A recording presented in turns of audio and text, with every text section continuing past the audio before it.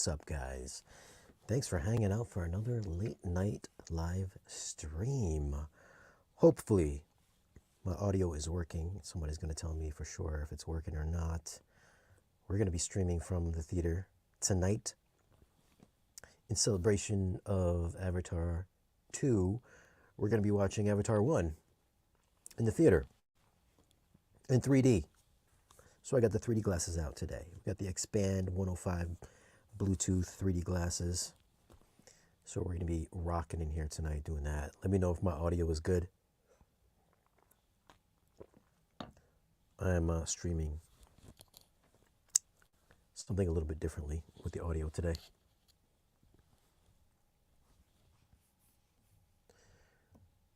We're going to let's talk about the Projector Shootout and we'll talk about Avatar a little bit later because I went to see that movie earlier today. I saw it around 3 o'clock this afternoon.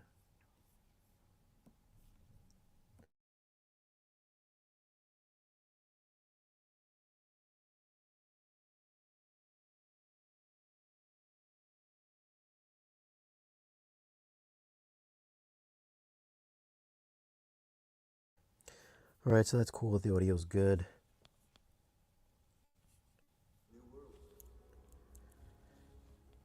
Mr. Fun Facts 242, and Mr. Don Morton. What's up, Don Morton? Thank you for the good feedback on the audio.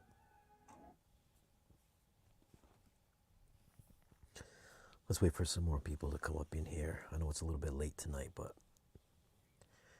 it's like midnight over here on the East Coast. Just hit midnight. Not sure where you guys are coming from.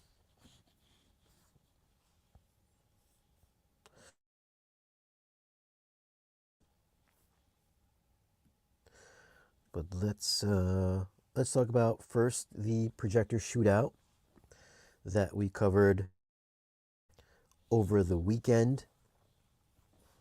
I think the biggest thing for the Projector Shootout this weekend was where was the 4-movie projector? I think that was the biggest thing people wanted to know. I think we covered it. I believe that Phil Jones had mentioned what happened to it. That that we did reach out to the 4-movie people, and due to limited supply and manufacturing issues coming out of China, they could not send the 4-movie projector over for us to review, or not for us to review, but to have in the shootout. But Robert did reach out to the 4-movie folks, and that is why that projector was not in the shootout this year. And I think there's only one distributor, if I'm not mistaken, that carries 4-movie in the US. So I'm not sure, if Robert had reached out to him or not. Obviously, I know they didn't. But just direct contact with 4-movie, that is why it was not available for us. And I think, if I'm not mistaken, I believe Phil had also sent back his 4-movie projector that he had in for review back to 4-movie. That is why he did not bring his either. I remember he said that during the live stream. I don't know how many people saw the live stream. I also think during that portion of the live stream we had a microphone issue, so he might have looked like he was talking to himself. What is going on? So that's why the 4-movie projector was not available in the Projector Shootout this year, at least in the Ultra Short Throw projector this year. What's up, Shane? What's up? Matt H. What's going on, Matt H. from Cali? What's a good price for used NX7? Well, a good NX7. Well, I sold my NX7 for about, what did I sell mine for? I sold it for a few grand. What did I sell it for? Like $4,000 maybe? 3-4 grand. I think I sold my NX7 for. So I guess it would have to be about 3-4 grand, I guess. Maybe it was less. I don't know. I forgot. We are drinking, we are sipping on some apple juice. This is apple juice. In celebration of Avatar, we're sipping on apple juice today. Some apple cider today.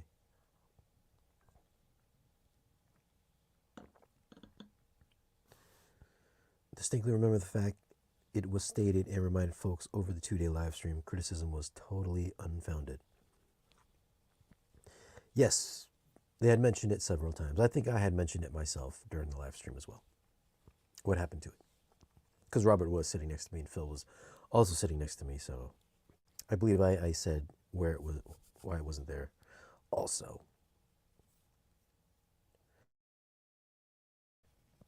Can we expect a shootout of MK versus Perlis versus PSA subwoofer? As you can see over my left shoulder, I have the UMic 1. I've been doing measurements all week, measurements in my space all week.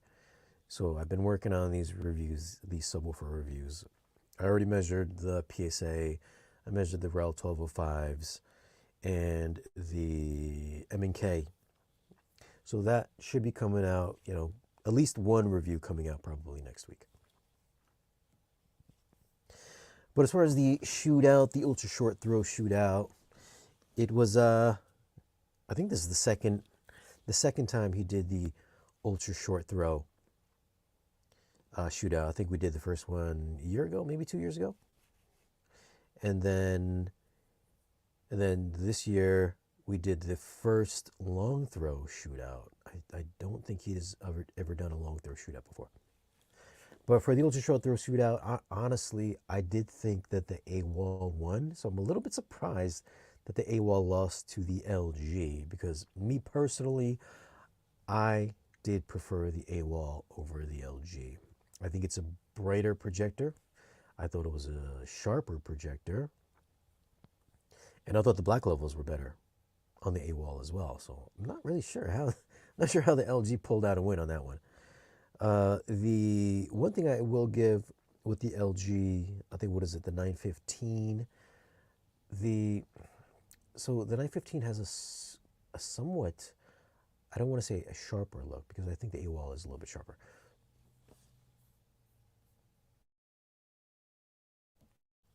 But I think that the LG projector has more of kind of like an LG or a JVC slash Sony type of feel to it. Like, it doesn't feel as digital as the AWOL felt. Like certain how DLP projectors will have a certain crispness and sharpness to it, almost like you can see the structure of the pixel. Whereas there's a certain softness and there's a certain softness to the image with the LG that I felt made it look more film-like over the other projectors in this shootout. I think actually the Epson also kind of has the same quality as the LG. I mean, that's kind of a a preference, whether you're gonna like the crispness of a AWOL projector or probably the 4-movie. I would say like the AWOL, BenQ. What else was there? The what was the other projector that was there? I forgot. But BenQ, like the Vava, they all kind of have that DLP look to them. Whereas the LG and the Epson kind of have the more of an LCOS SXRD type of look to them. So it has more filmic look to them. That's the only kind of advantage I think I might give the LG over the AWOL. Of course, the AWOL has 3D, which I think looks better than the projector I'm looking at right now, which is the NZ8. So I actually preferred the look of the AWOL for 3D content over my NZ8, also over the Sony 7000 ES. So I think ultra short throws have better 3D performance over those projectors. And these guys cost like 3 times as much, or maybe 5 or 6 times as much if we're talking about the Sony.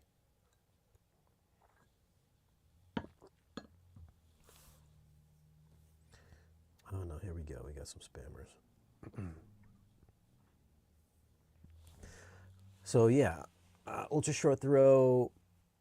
Listen, clearly the Hisense, at least the PX1 Pro, was not going to win. It just was not going to win.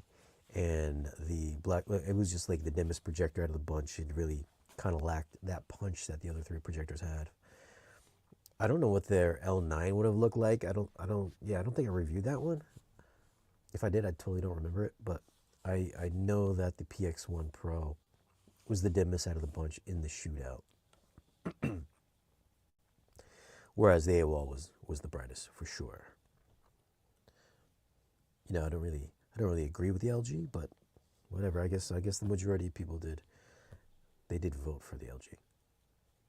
Now, as far as the long throw projector shootout, I forgot who won. I forgot who won each one. I think that NZ7 won for the, what is it, up to like the 5 to 10 grand category, and I think JVC swept all categories, if I'm not mistaken. I mean, somebody correct me if I'm wrong on that one.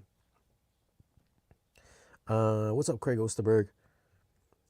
I was going to do a super cut or condensed version of the long throw shootout. I'll probably do that tomorrow. But I think when I'm filming these things, I kind of don't pay attention too much to what's being said. But I do know that the NZ9 did win the top tier category over the more expensive Sony 7000 ES, which is not surprising. Because I think somebody had left a comment in the video that that the more expensive projectors in each category won. So yeah, so it would have to be the NZ7 beat the Sony 6000 and the Epson 12,000, and then the NZ8 beat the Sony 6000, and then the NZ9, which wasn't the most expensive in the top tier category, beat out the more expensive Sony 7000 ES. So when people say that the more expensive projector is going to win these shootouts, not the case. I would even venture to say probably the NZ8, only because I've had them both in my room at the same time. I also thought that the NZ8 would beat the Sony 7000 ES as well. The 7000 ES is a little bit brighter than the NZ8, but I think overall picture quality, I still prefer the NZ8 over the 7000, which I did do a video on about a week or so back. The big thing with the Sony projectors, going back to when I had the Sony 615 ES, I think it was. I think back then that 615 was their mid-tier one, and it was like, I think it was like $15,000 or something like that. Maybe it was $18,000. I think that projector, it was kind of capped at something like 14 gigabits per second on its HDMI input. So there was noticeable banding, like color banding, so color gradations in the projector. And then the next year, they came out with like, what, the 617 or something? I think somebody would know in the chat. They went on from the 615 over to the newer model, and then it got the full bandwidth of HDMI 2.1, which is 18 gigabits, or sorry, 2.0, which is 18 gigabits per second. So after it got the whole upgrade up to the full bandwidth, there was still color banding in movies. And then now with the 7000 ES, still color banding. I mean, I think that should have been part of the shootout, which it wasn't, because if that was, that's a glaring issue. Other than not having black levels as good as the JVCs from the 7 all the way up to the 9, because even the NZ7 still had better black levels than the 7000, and the NZ7 is only what is it, like a $12,000 projector versus the one that cost $28,000. Like the black levels were better. I think the color was also better on the NZ7 over Sony 7000 ES, and no color gradations on the 7, 8, or 9, or color banding.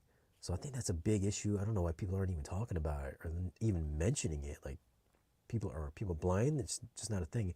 I think people always complain about the black levels on Sony, but I think the color gradation is a way bigger thing, because I could live with some of the black levels on the Sonys. Like, I think they're okay. I think if you hold it up to the JVCs, then yeah, That's kind of a really big difference. But I think the color gradations on the Sony projectors are just like, man, you guys need to fix that.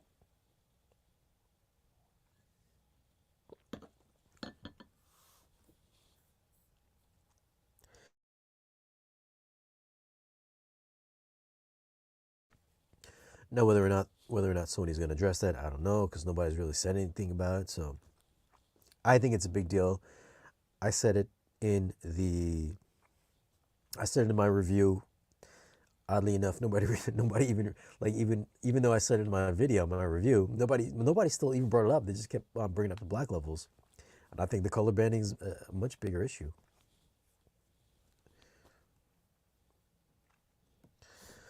Sammy Prescott, not only do they have issues with posterization and banding, they have issues with high frequency content resolving it properly. That is correct. On those plates, those images, the test patterns, you could see how the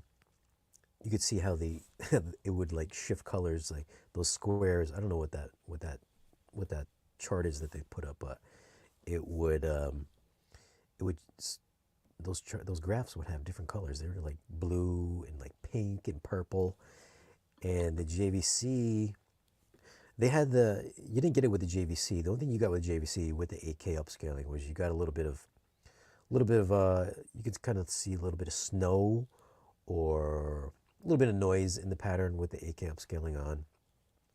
Not so much when you turn it off, but with normal content you wouldn't see it. But it wasn't shifting. It wasn't shifting colors or making weird shapes in any of these graphs. And the big thing that I didn't really think too much about going from the NZ7 to the NZ8 because I believe they share the same lens. So it's like detail was kind of the same between both. Like everything was the same between both.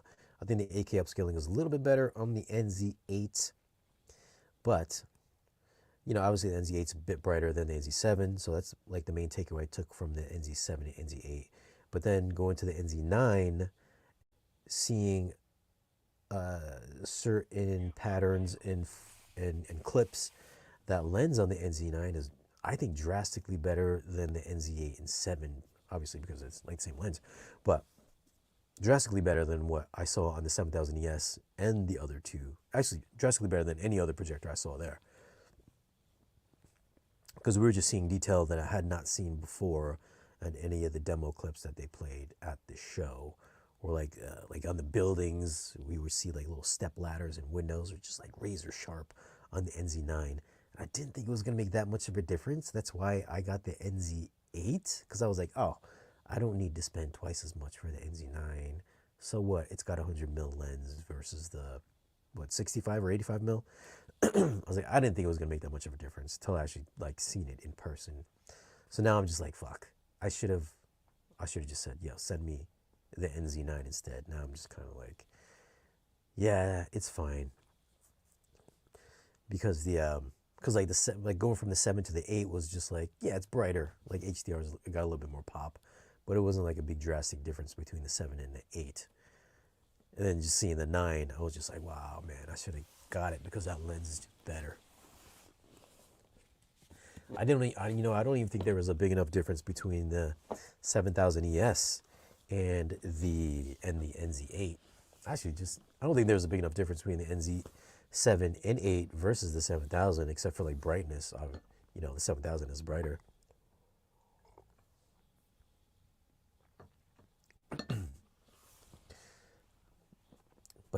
But man, I think if you were on the fence about picking up one of the JVCs, do the NZ9 for sure, because I definitely like that.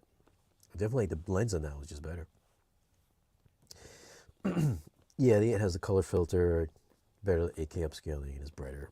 But honestly, I didn't put the 7 and 8 next to each other, but just sitting here, just watching the regular movies that I do, I was just like, I was like, yeah, it's brighter. But, spending more money, I guess a little bit more money for the brightness over the 8. I guess it would be worth it. I guess it's worth it. But the 8K E-shift, I don't really use it much. I didn't use it much on the 7 or the 8 because I feel like it changes the look on certain movies. Like if you're watching something with a heavy grain, I feel like it almost eliminates the grain in certain movies, like 300 or BVS or any of the Zack Snyder movies. I feel like those movies with heavy grain like that, either real grain or simulated grain, I feel that it overly smooths those types of movies where I'm just like, I know these movies have a specific look to them, and I feel the 8K upshifting kind of takes away from that and kind of adds a softness to the image that I'm not a fan of. Other material I don't mind, like if I'm streaming a movie, like on Netflix, or if I'm watching like HBO Max, or if I'm watching something in HD over streaming, then I'll turn the 8K upscaling on because I feel like it helps to tighten up the image on like streaming media. But most of the time, I do keep the 8K upscaling turned off.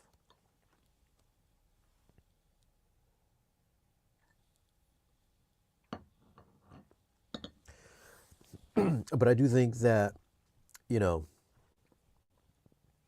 the long throw projector shootout, I think the right projectors won in each category. Sure, the Epson is not a bad deal for its asking price. What is it, like $5,000 or something like that?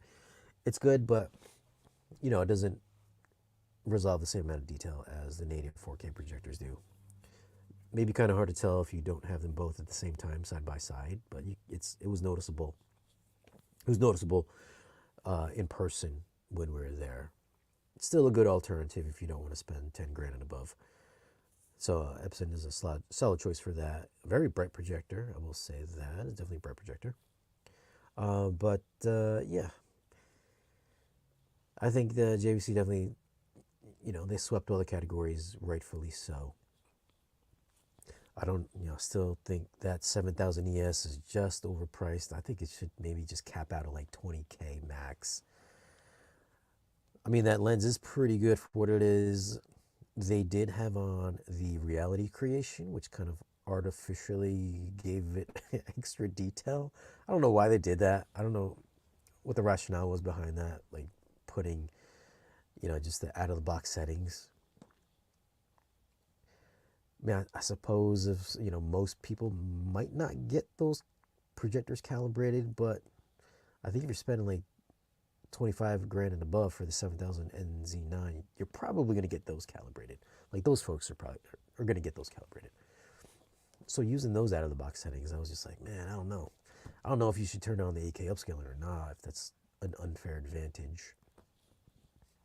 And also the reality creation, I don't know if you turn that on or not, because in certain scenes you could see it was like over sharpening things and just adding slight ghosting around objects. I was just like, I know that doesn't look like that because I've seen it. I've used it for months, a couple months.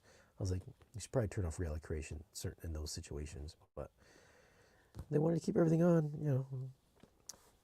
What can I say? But yeah, JVC for the win. If they don't get rid of that posterization, the color banding, man, I can't recommend the Sonys just for that simple fact. I just think that's a bad look. I mean, that should have been fixed. Should have been fixed by now because that was going on when I started YouTube 5 years ago. I don't know if it was those projector style had posterization prior to me starting in 2017, but 2017 till now, man, that's horrible. I remember doing a review on a Blu-ray player on the 615 back then, and I thought that Blu-ray player had some issues with posterization or posterization, whatever you want to call it, or banding. And I was like, oh man, this Blu-ray player is showing some issues with color banding. I think it was an LG. And then like when I switched over to an JVC projector, I was like, oh shit. I was like, you know what? That was not a problem with the Blu-ray player. It was a problem with the projector. I just hate that it's still persistent now. Horrible, man. Horrible, Sony. You guys need to get up on that. You can't charge that much money with a glaring issue like that. It's so bad.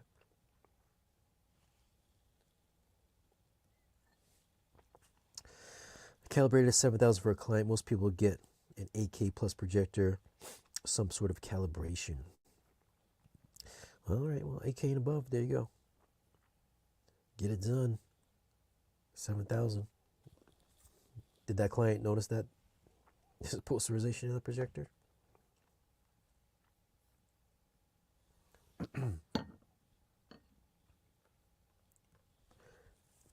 Would you say JVC has dethroned Sony this year? Sony, I think, got used to having the 4K projector space all to itself until now.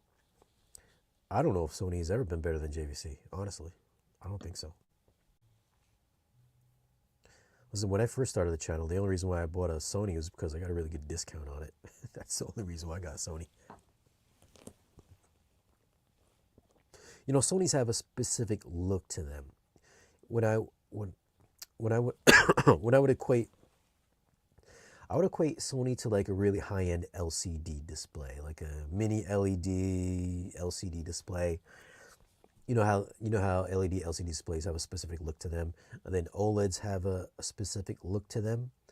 I think of it as like OLEDs have those black levels that, yeah, they're super deep, they're very inky, they add a lot of contrast to the image. And then LED LCDs, while the blacks aren't quite as deep, they have really good shadow detail in them. They don't reach as deep, but still it's a little bit easier to discern detail in the shadows. They can get close to OLEDs, but not quite. Whereas OLEDs, I think they still tend to kind of get overly dark where it kind of crushes detail on the low end. Which for a television set, I prefer an LED TV over an OLED. I like the brightness, I like the color, volume on LED TVs over OLEDs. So for me personally, I prefer the look of an LED TV.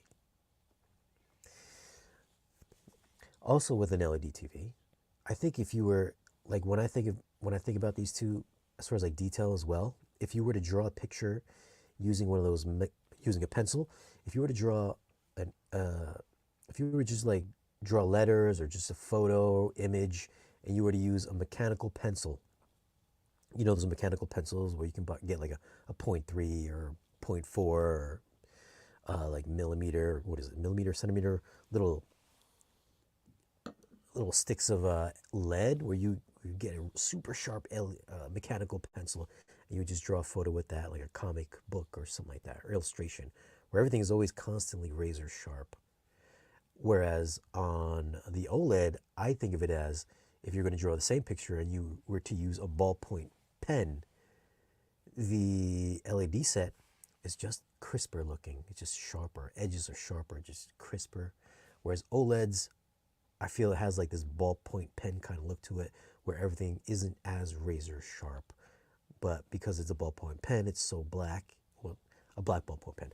Those black lines are a little bit thicker. They're a little bit noisier around edges. That's how I kind of equate an LED TV and OLED to each other. Yeah, one side has super fine detail, LED TV. One side has really good detail as well, but not quite as crisp and as sharp. But you have superior black levels, so to speak, whereas you just get a really nice, fine, crisp edge on the LED, but the black levels aren't quite as deep, but they're still really fucking good. And that's kind of like the same thought that I have going with Sony versus JVC. I feel like the Sony looks like an LED set, whereas the JVC looks like an OLED set. So Sony's kind of have this really nice, clean image, very clean image. JVC, not quite as clean. I don't want to be like it's noisy. It's just not quite as refined as a Sony set. But it does have better black levels. The Sony's just cleaner to me, if that makes sense.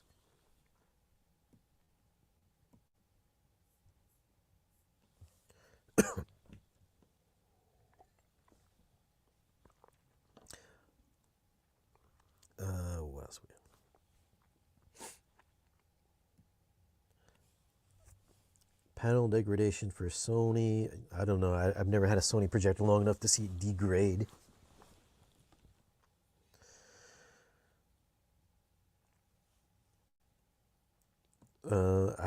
Sony 5000 ES, and now I'm all confused.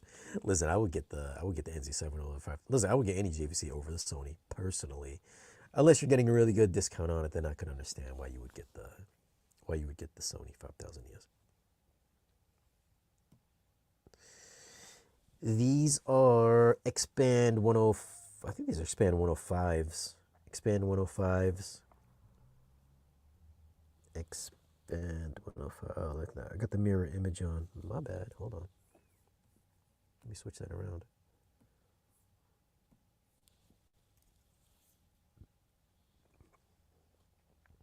Expand Vision. I think it's like the 105 BT? Either 105 BT or 105 RF. One of the two.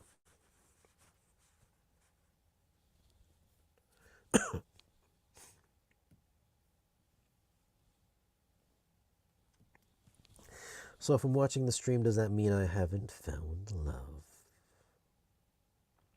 I don't know. I'm not sure. I'm not sure what you're referring to there. What else here?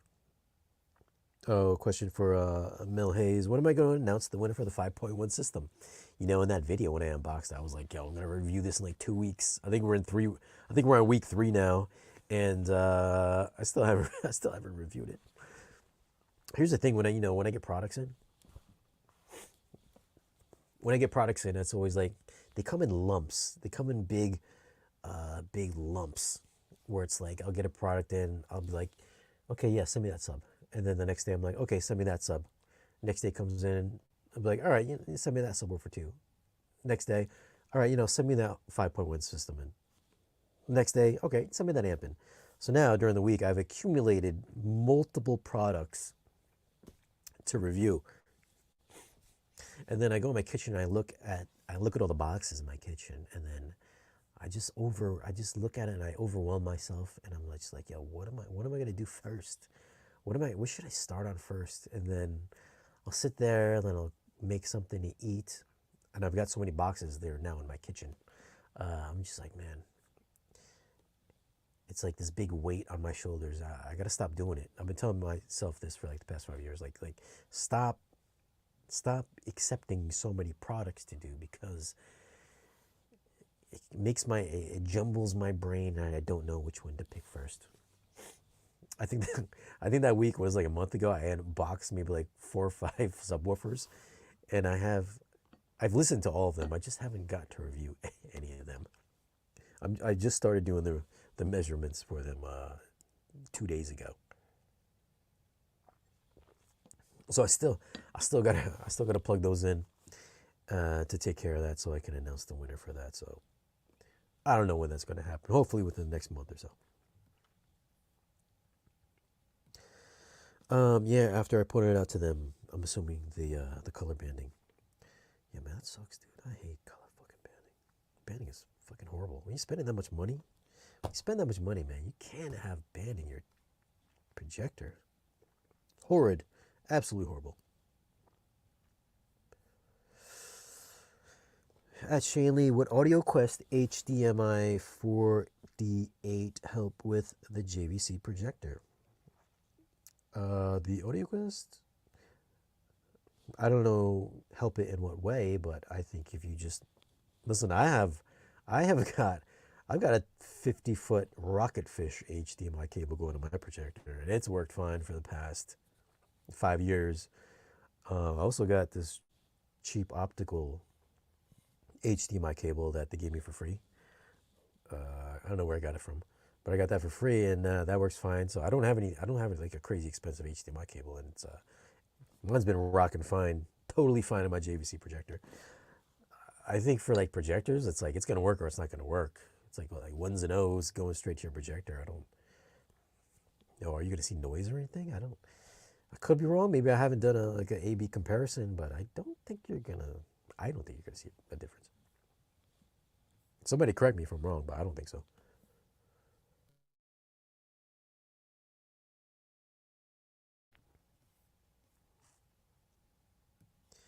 Can you add the link for those 3D glasses? Man, I don't even know if they're still available on Amazon, because I got a notification that they were like sold out or something. So I mean, I'll add a link later on, but if you go back and watch my review for the 7000 and NZ8, there's a link in there. I don't know if they're still available or not because I know a lot of people bought those.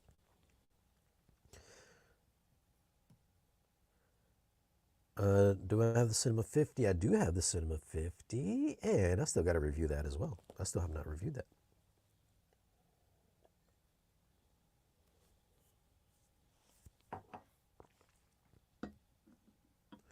I've always wanted a Sony projector, and the cost difference from the 5000 ES and any JVC is quite a bit, at least when talking about laser.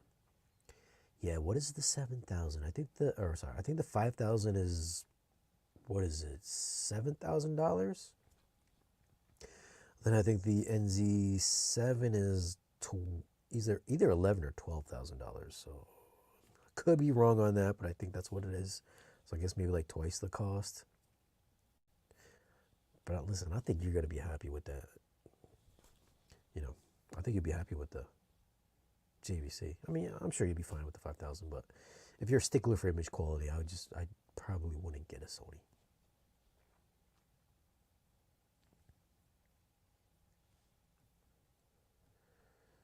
The problem is that reviewers keep saying Sony is the best, yet shootouts say otherwise. Is because reviewers are beholden to Sony somehow.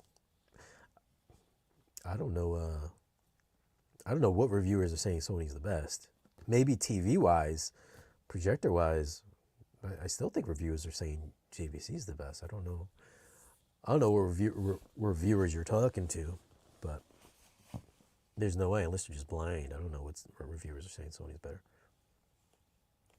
Oh, if you do want to get those, if you do want to get the glasses, you can also order the glasses from Value Electronics, because I teamed up with Expand and them to offer like a bundle deal if you wanted to get the IR emitter and the glasses together. So if you wanted to get that, or if you just need the glasses or whatever, just call Robert at the store and they can order them for you direct as well.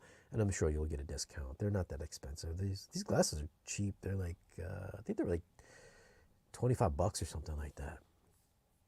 You could have gotten them at Best Buy. I don't know if Best Buy still sells them, but I don't think so.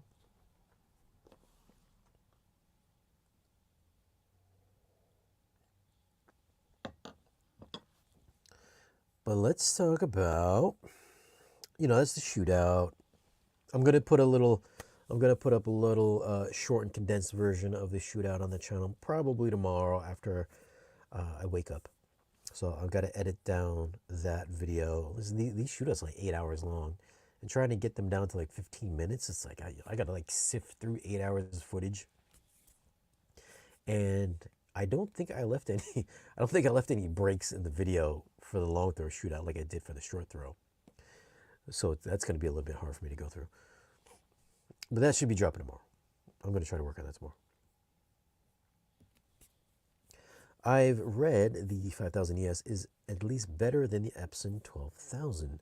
Then the price jumps up substantially, so I'm trying to decide between the two or an older JVC lamp-based. I mean, you can always get the NP5, which I think is, what's the NP5? Is the NP5 $7,000 and is the 5000 $6,000? I don't know, because after everybody went laser, I was just like, I'm not going to do lamp based. I think now that everybody's laser based, I mean, how could you want to go to lamp based anymore, where you're kind of capped out at like what, 5,000-6,000 hours? And it's like, every time I had a lamp based projector, I was always thinking to myself, sometimes I would just like let it rip. I would just sit in here. I would have to really focus on what I'm watching because I was always cognizant of like what I'm watching and how long the movie was and how many lamp hours I'm burning. Not that I ever came close to, 4,000 or 5,000, 6,000 hours, but I was always kind of worried about burning that lamp life. I mean, there's actually one day where I hit the off button on my remote and it didn't shut off my projector for like 2 days. And I came in here 2 days later and I was like, holy shit, The projector is still burning. So it's like I didn't watch a movie for an entire month because I accidentally left it on, like it didn't shut off.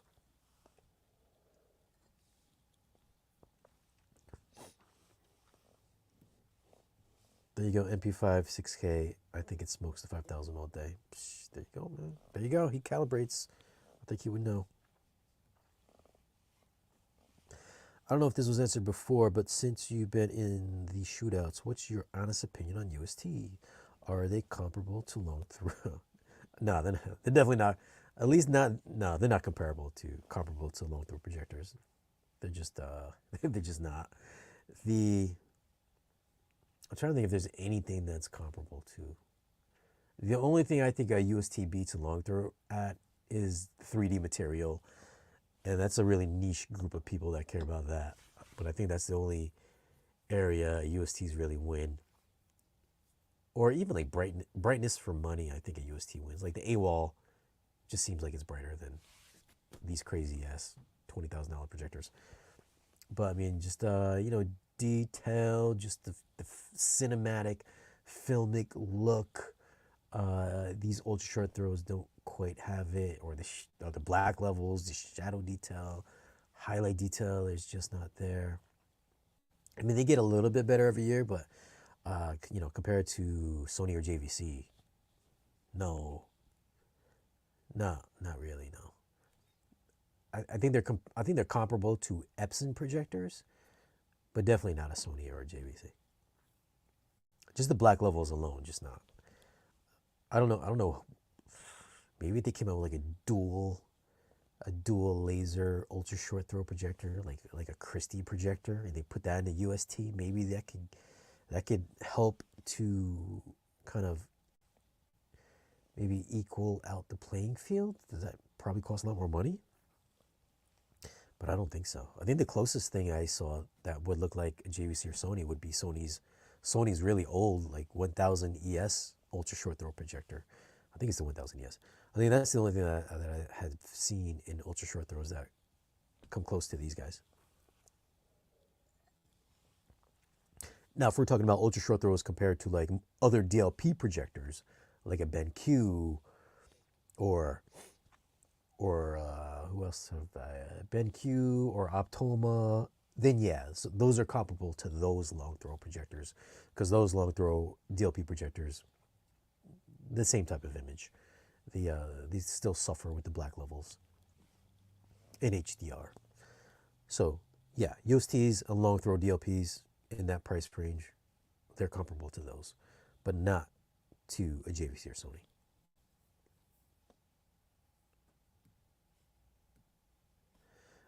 Your thoughts about IMAX private theater? I reached out to IMAX in New York City, and I was like, I don't know if they're still making them or not, because when I went to Take Five Audio, I think the one guy, John Bishop, was working with and this is another theater company that does private theaters. He said maybe like one or two people have bought an IMAX private theater, but it was kind of a thing back when they first announced it, but it never caught on. So I don't know if they're still making IMAX private theaters, but I did email IMAX. I want to say a month ago. I've sent them a couple of emails, and they never got back to me. So because supposedly they have a showroom in New York City, so I wanted to go there and do like a tour, but they never got back to me. So I don't know if that's still a thing or not. I would certainly like to find out, because it looks cool.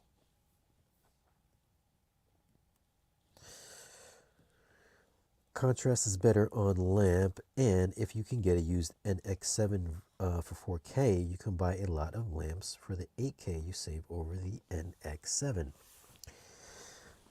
I don't know, man. Is contrast better on lamp based? I mean, we got Sammy Prescott here. I don't know. I would have to have both in at the same time. Like I don't see an issue with any of the lamp-based projectors that I've had in here.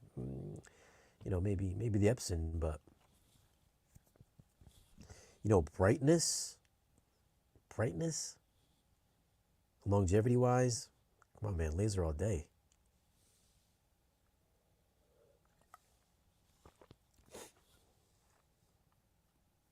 Plus, not having to worry for like 20,000 hours. 20,000 hours before, supposedly it starts to dim. That's not like 20,000 hours and it's like cut off. You got to replace it. I mean, if you're watching your projector for 20,000 hours, that's a fucking lot of time. But the NZ7 and 8 at least, I think they look just as good as what I can remember from the NX7.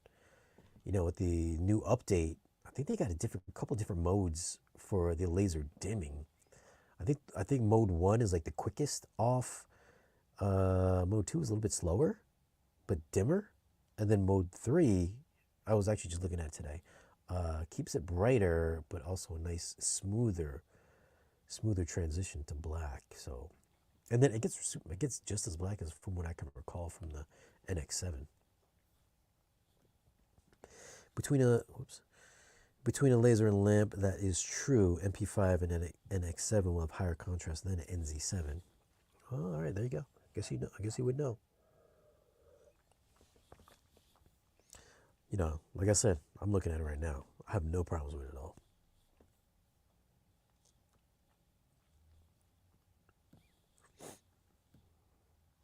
What do you think of James Gunn firing Henry Cavill? Henry not coming back for Superman. Listen, I think everybody knew that.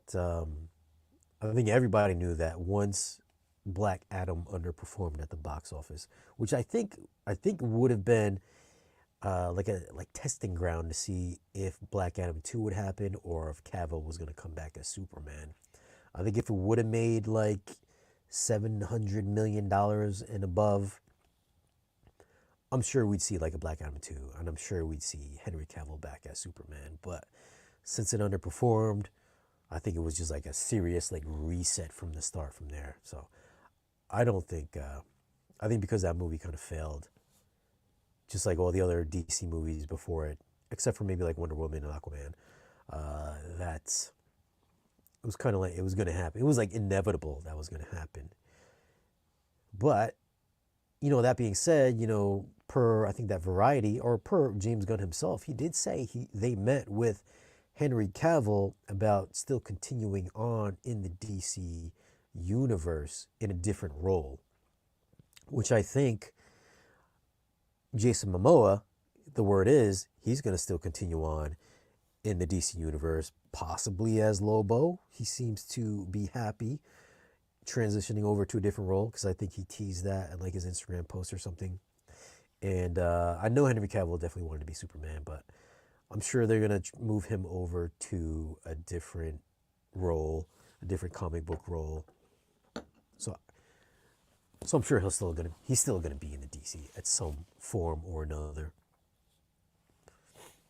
But yeah, it sucks that they're moving away from Cavill because I really liked him as Superman. He would be my second favorite Superman next to Christopher Reeve.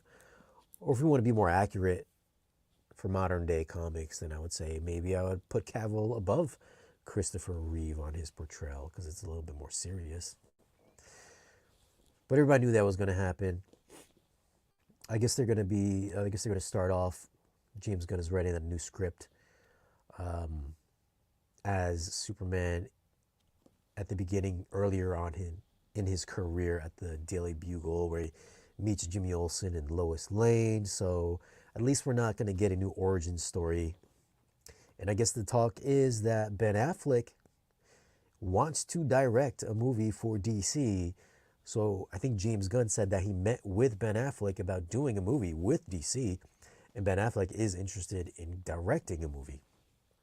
Because all his previous 4 movies, I believe, like The Town, Live by Night, Argo, and I think he did a 4th one.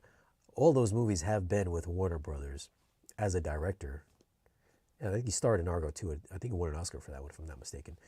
So for him to want to carry on and direct a DC movie, that just seems like it's going to be a good thing as well. I think everybody was saying that his script for the Batman, or for his version of Batman, was a knockout script. So whether or not they're going to still use that script with Batman versus Deathstroke, just kind of refit it for whatever the James Gunn's new slate of DC movies is going to be. I think that's intriguing. He still is my favorite Batman. I'm sure he's not going to carry on to be Batman. He's probably just going to direct. I don't have a problem with that because I felt like what happened to Affleck's Batman in the Justice League movies. I didn't like that direction where it was going. It seemed a bit more friendlier. Like I liked him in BVS. He was definitely more brutal in that movie. Where in Justice League, I don't know, just the tone started to change in that movie. So I'm fine with him transitioning out, us getting a new DC Universe Batman. Kind of sucks because I did like Ben Affleck. But if we get Ben Affleck directing a movie, I think that's going to be awesome. That's going to be an awesome win.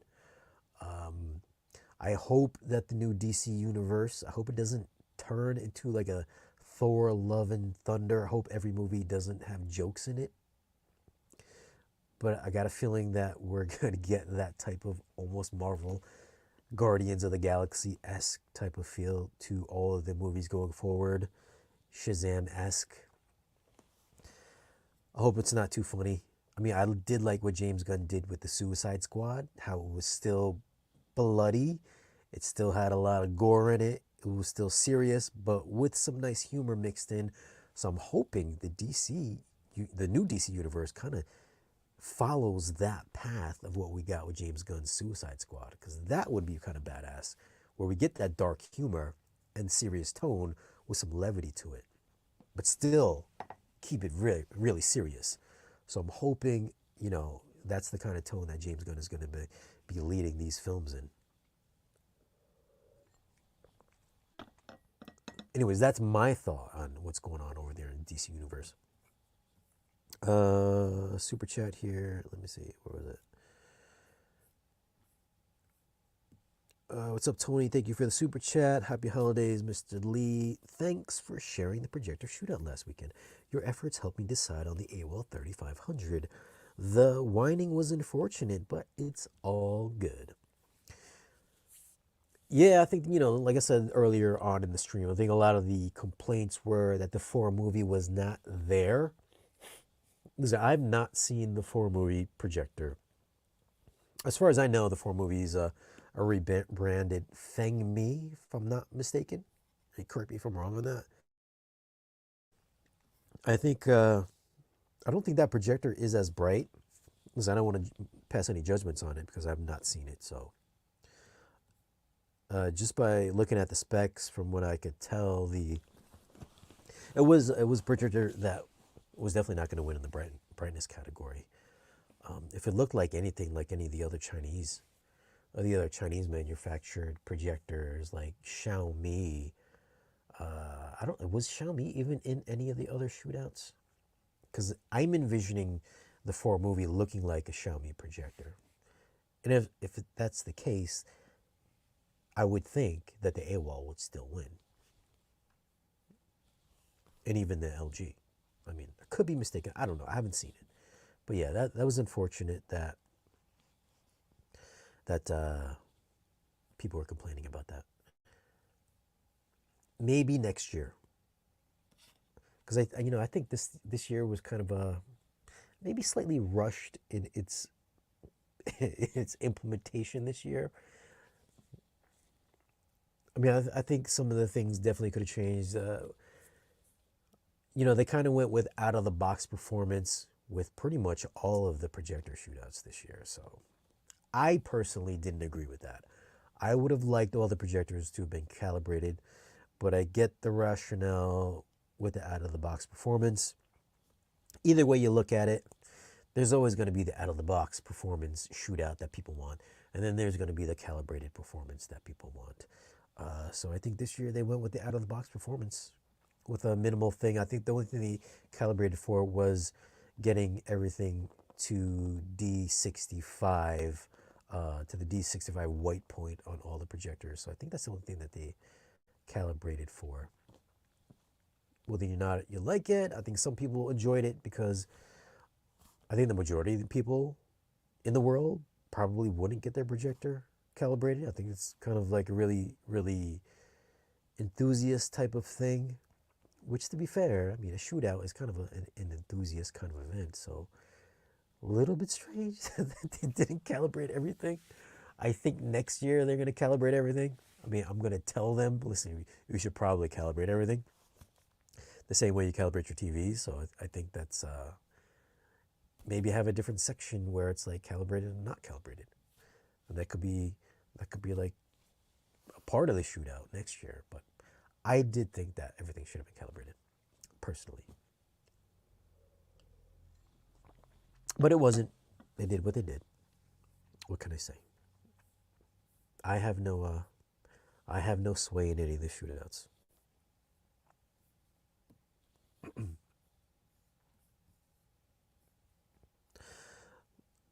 Avatar: The Way of Water, stunning visuals according to Guillermo del Toro, and a masterpiece story by genius James Cameron. Family bond. All right, so let's talk about Avatar 2: Way of Water right now. You know, I'm watching Avatar 1 in the home theater with the glasses. So listen, I can't really talk about the visuals because I'm certain that the IMAX theater that I've been to, which is in Danbury, Connecticut, I don't know how many people from Connecticut are in the chat. If anybody's in Danbury, Connecticut, or if you can pull up the stats on what kind of technology that they're using in their IMAX theater. But I'm sure it's dual laser. I'm sorry, is it dual laser? I think it's dual xenon. I think they're using dual xenon in the Danbury, Connecticut, which is only capable of 3D 2K. And I think that's it. I'm like 90% positive that the IMAX I went to is only 2K, because I only say this because when I went to go see the original Avatar last month, I went back home. Actually, I watched the original Avatar here in my theater, and then I went to the theater there just to compare.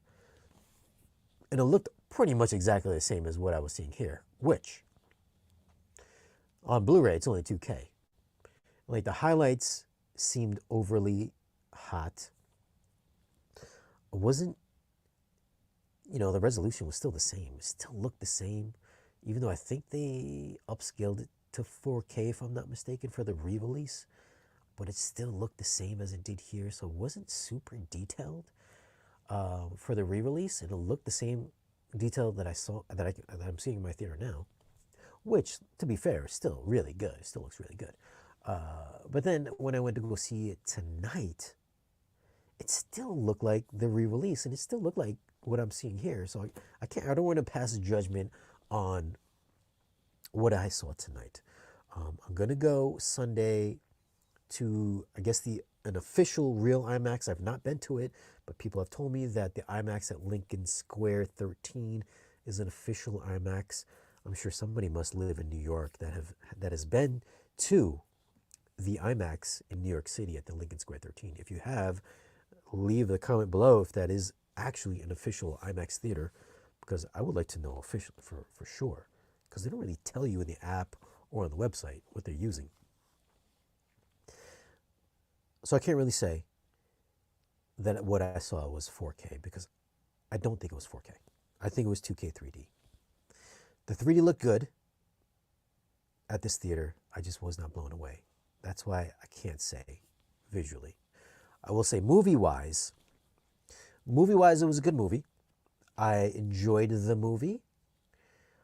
Story-wise, it is as simple as the original movie is simple. For me personally, I felt like the first movie had a more grandiose, epic scale to it than part 2 did. I only say that because I felt like the stakes were bigger on the first movie, because in the first movie they're saving like an entire race of the Na'vi in the forest. So they were looking for unobtainium. They were destroying their entire family tree, and Awa was being destroyed. So it was like Jake and Neytiri had to like save the entire tribe of Navi people, aliens. Whereas in part two, it's basically Jake and Neytiri saving their family like their kids. So it's like on part one, I don't think this is a spoiler because you've seen the trailers. So in part one, uh, you know, it was just bigger stakes. It was like they're saving more people, whereas this one, they're kind of just saving their kids. So it was a bit more intimate in that sense, even though the scale on both visually, both gigantic worlds, both have that big cinematic feel, big blockbuster action extravaganza. But the first one for me just felt like it was just a bigger movie. Uh, but that being said, part two definitely had a more emotional feel to it. So if you are somebody that has a family, if you're a mother or father, if you're a parent, and you have some children, there are definitely some more emotional beats in part two that might resonate with you a little bit more. Like, I don't think I felt choked up at all on the original Avatar. I don't think so. Where I think there was like this one part in this one towards the end where I was like, oh, it was a little bit sad. I don't know if they were going to pull on the heartstrings or not, but I was just like, oh, it kind of like made you feel a little bit more. I felt more emotion in part two than I did with part one. So I mean, it's got that going for it as well. Visually, from a technical standpoint, before that, there are some beats from the first movie that's in the second movie as well. A couple of the things like learning to fly, the flying creatures, that was in the first movie. That's here also in the second movie. There's also, Jake and it's kind of like the first movie kind of focused on, Jake and Neytiri's love in that movie, how Jake was trying to work himself in with the tribe. So there's a lot of his journey in the first movie, whereas in this movie, I felt like, well, it's not like felt like it's like Jake and Neytiri kind of like took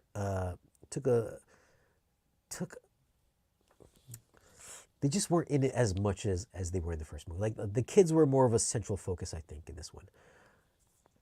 In a 3 hour movie, I'm trying to think. I would say the children and Jake kind of shared the same amount of screen time. Neytiri definitely was on the back burner for the entire duration of the movie. But when she was on screen, she definitely chewed up the time that she was on screen. Like, I wanted to see more Neytiri, but I think what they're doing, I don't know this for sure, maybe they're trying to build up the children to grow older and carry on in part 3, 4, and 5 as they get older. Maybe Jake and Neytiri will die at some point in time. I don't know. I mean, they didn't die in this movie. I mean, I don't think that's a spoiler alert. They did die in this movie. Oh, fuck. Maybe it is a spoiler alert because there's a part where you think somebody might die. But they did. Listen, Jake and Neytiri did not die in this movie. So Neytiri definitely could have used more screen time. I felt like that. But she had definitely the most emotional weight in this film. There's a little bit of cheesiness in this movie that kind of bothered me a little bit. I'm not going to say what it is. Just like one aspect of this movie. I was just like, yo, why are you doing this? I don't want to spoil it, but listen, if you saw the movie, you might know what I'm talking about. There's one thing in the movie that just kind of bothered me a little bit. They could have shaved off maybe about 15 minutes of the movie because everybody knows that James Cameron likes the water stuff, likes everything with water. The Abyss, Titanic, Avatar: The Way of Water. The water visuals are fantastic, but there's a couple scenes where it's like, they're swimming with the whales or they're swimming with fish, and he wants to take you on this nice little scenic tour of what's going on underwater, where it's like, 3-4 minutes of just like, almost like you're seeing Planet Earth, the Planet Earth 4K Blu-ray or the BBC special, where it's like you're just seeing some nice scenery. but now you're seeing it on Pandora with the sea creatures underwater, and the children are swimming with sea creatures. There's a couple of those scenes in it where it's carry on a little bit, one too many times, which I think they could have probably just cut out. Like, you didn't really need to see the children with the fish. Like, I know why it's there. Like, visually, I'm sure it's a technical masterpiece to see that. It's like, there are some times in this movie where I'm just like, oh man, they shot this like on the beach, and they just CG'd the creatures or the Na'vi in there, the blue people in there. But then you stop to think, and you're just like, oh, I don't think this water is even real. I'm pretty sure all this water is fake, and the people in it are fake. Obviously, the blue people are fake. So there's some certain times when you're watching it, you're just like, oh man, shit, this is so real, because the bubbles that surface on the water, they float away, and it's like when they're walking and the bubbles move around their ankles, and the ripples and everything. So real, you think it's real. Maybe some stuff is real. I don't even know. It's so real. It just fucking looks real. But like I said, there are certain scenes that they could have cut out. But the visual stuff, technically, it's hard for me to say technically, because what I think I saw at this theater, I'm pretty sure it's not 4K.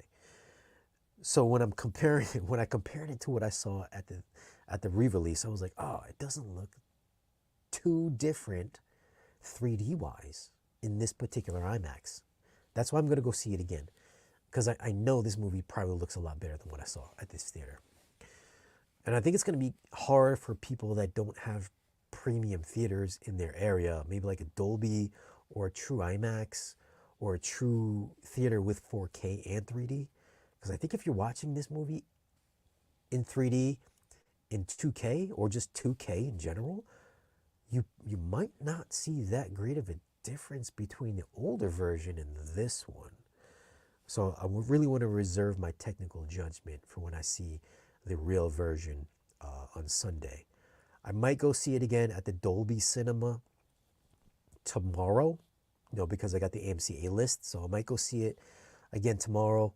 Unfortunately, I will have to see it in Dolby in 2D, because for whatever reason, the Dolby Cinema, they're not showing it in 3D. And I don't want to drive an hour to go see it in Dolby 3D. So I might go see it tomorrow in Dolby 2D, just so I could see true 4K. Now, there are certain scenes that, I think there's one shot where it's a close-up of one of the children, Sigourney Weaver's character, where they're kind of like rubbing their finger. Somebody's rubbing their finger across her belly, and the skin is so, like, it was so detailed in the 2K resolution that I saw it in, where you could see like the very nice, the peach fuzz hair on her belly, like real people have like hair on their skin. And it was so like the very slight wrinkles on the skin, and we're talking about 2K resolution here. It was so real. You're thinking like maybe they painted somebody's skin and they just took this shot, just as like this 2-second shot. It was so like the skin is so detailed. There's some shots where the Na'vi they just look real. I'm just like, wow, it looks real. So there are certain shots in this movie where it's just like so real.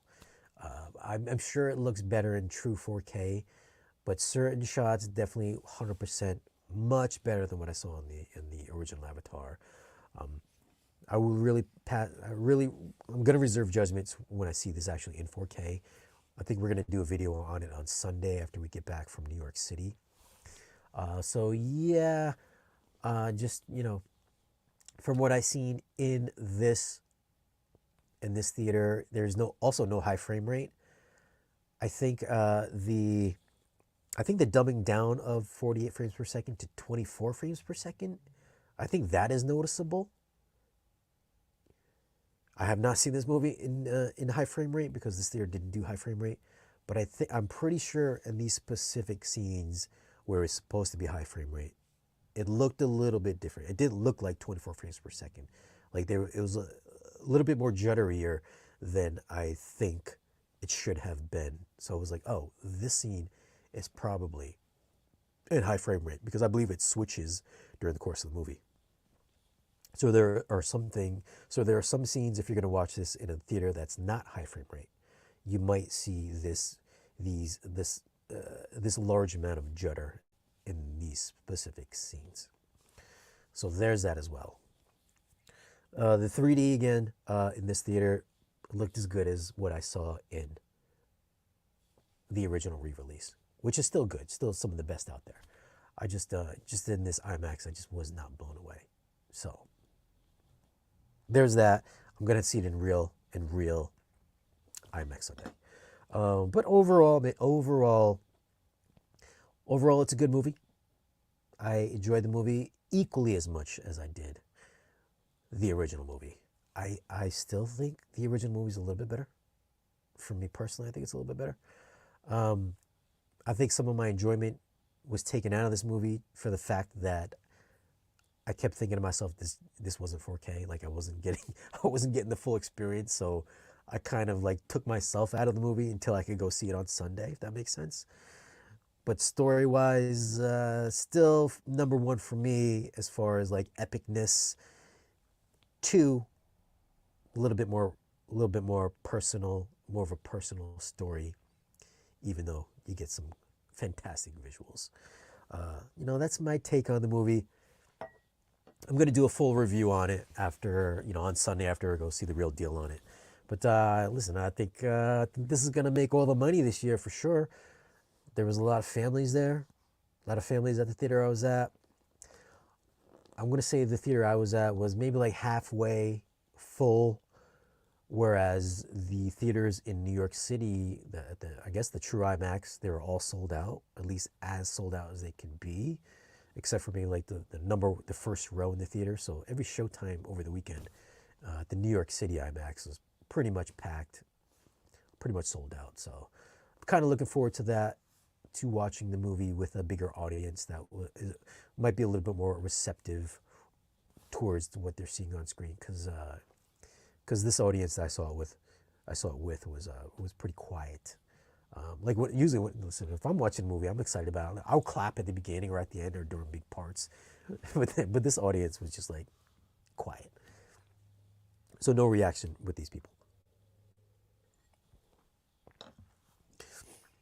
But that's let's talk about audio really quick. The IMAX, this theater, IMAX has their own IMAX sound system. It's not an Atmos. So I might have to go to Dolby Cinema tomorrow just to hear the Atmos in it. But for the audio in this particular IMAX theater, there's some scenes where it's raining. So I got some pretty good sound effects with the rain. No overhead speakers, unfortunately. But there was some good lower channel activity. There was actually some stuff where it sounded like it was kind of like coming over my shoulder. So that's pretty good. Side surround activity. It was pretty aggressive. Overall, IMAX surround, good. Was I blown away? No, I was not blown away. I'm gonna reserve that, I guess, for the Dolby Cinema experience, and then hopefully the real IMAX experience might be something different. But I wasn't overly blown away from what I listened to at this IMAX, nor was I blown away visually at this IMAX. And I'm only gonna say that's because this IMAX is not the best IMAX to go to. And this is in Danbury, Connecticut. If you're in Danbury, Connecticut, you know what I'm talking about. I just wanted to go just to see it.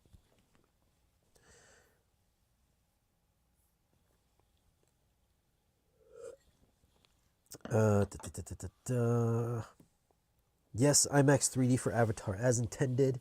Let me get a quick refill. Give me a sec.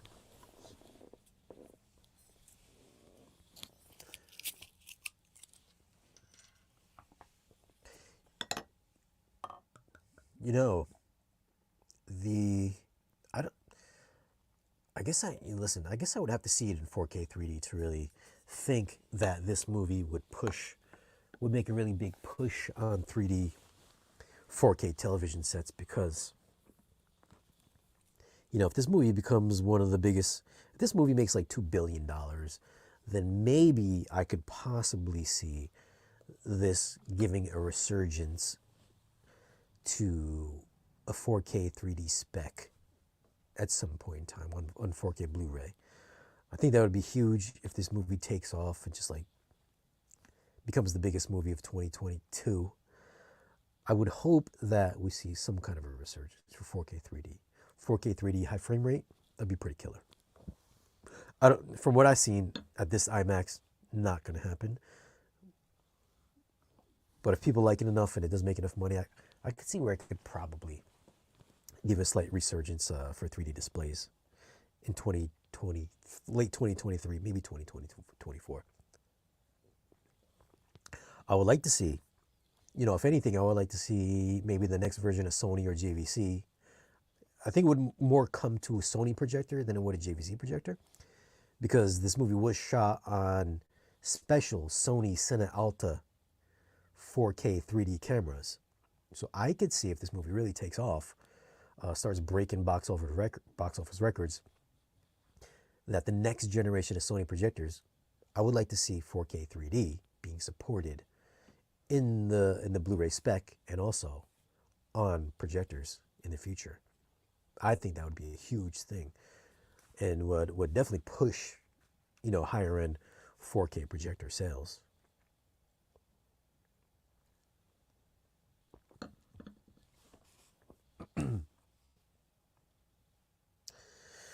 Haven't seen it, but everyone is saying Dolby. Man, I don't know if that's true, because I went and watched the re-release of Avatar, the first Avatar. I'm gonna, I'll go see Avatar 2 again tomorrow in Dolby. But I went to go watch the re-release of Avatar last month. I saw both in IMAX and then I saw it in Dolby. And to be fair, I watched it in Dolby for about 20 minutes. Then I said to myself, well, as I was watching it, since Dolby is not, full frame width, it's not 1.90 or 1.85, it's 239, that there were shots where characters' heads were chopped off. Like it wasn't framed. It was framed for IMAX. It wasn't framed for a 239. And I noticed that in so many shots when I watched it in Dolby that I could not enjoy it all the way. So I stayed for about 20 minutes and I walked out, because I knew there was so much more to the image if you were to watch it in IMAX. I would anticipate that being the same experience watching part 2. Now that I've seen part 2 in IMAX, I'll watch it again in Dolby, but I feel like I'm going to have the same experience where heads are chopped off or legs are chopped off, or I think that's what's going to happen. We'll see. I'll find out tomorrow.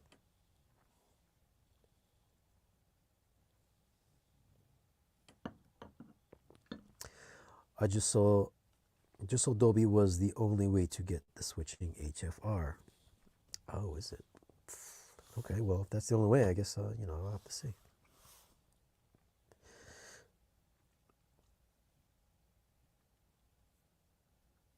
Well, I guess I'm going to have to watch it in Dolby. Shit. Yes, a chopped off image is worse. I went to go see Glass Onion last week. I saw Glass Onion last week, about a week and a half ago, and it was the same thing. You know how those IMAX movies are in that 2-to-1 aspect ratio? And my theater was showing Glass Onion in 16:9. So what they did, they cropped in on the 2-to-1 aspect ratio, and they chopped off everybody's heads. I mean, like, everybody's heads were chopped off. I'm sitting there with my wife, and I was like, "Do you notice anything weird about this?" She's like, "What?" I was like, "Nobody's got a top. Everybody's heads are chopped off." It was like the top of their scalps were just all chopped off. She's like, "Oh my God, you're right." She's like, "Oh, that's weird." I was like, "Yeah." I was like, that happened like during the whole time I was watching this movie. And I don't think, most people aren't going to notice it, but I guess, if you're a video nerd, you're going to notice this stuff.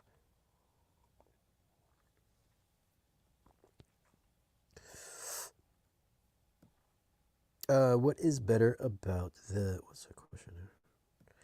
What is better about the NZ9 compared to the others? Oh yeah, I think I discussed this earlier. It's the lens. The lens is much better. It's brighter and it's a sharper projector. Detail is going to be better on the NZ9, for sure, 100%. Very noticeable difference between the NZ9 and everybody else because of that lens is so good.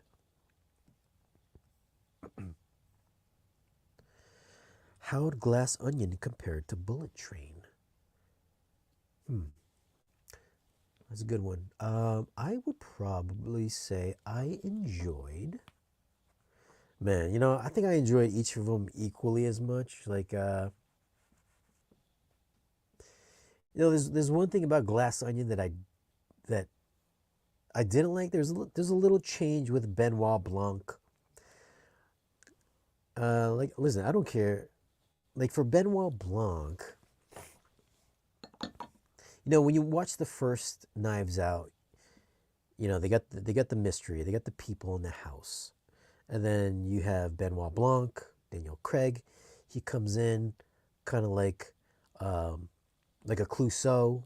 He looks like he's a detective, kind of like Hercule Poirot type of character. He's there to solve a crime. He looks like a detective in that movie. So does Hercule Poirot. He looks like a detective. He dresses like a detective. He's the detective. Just like Sherlock Holmes, he looks like he's dressed like a detective. Where in Glass Onion, I guess they wanted to give him a little backstory. I don't want to say they added a little bit of wokeism in Glass Onion, but I guess Daniel Craig's character, he's I don't think it's a spoiler review because I think they talked about it, but he lives with a guy. He's gay in the movie. Daniel Craig's character, he's a gay guy in the movie, and he dresses a little bit more flamboyant in the movie. And I was just like, with certain colorful Hawaiian shirts and shorts in the movie.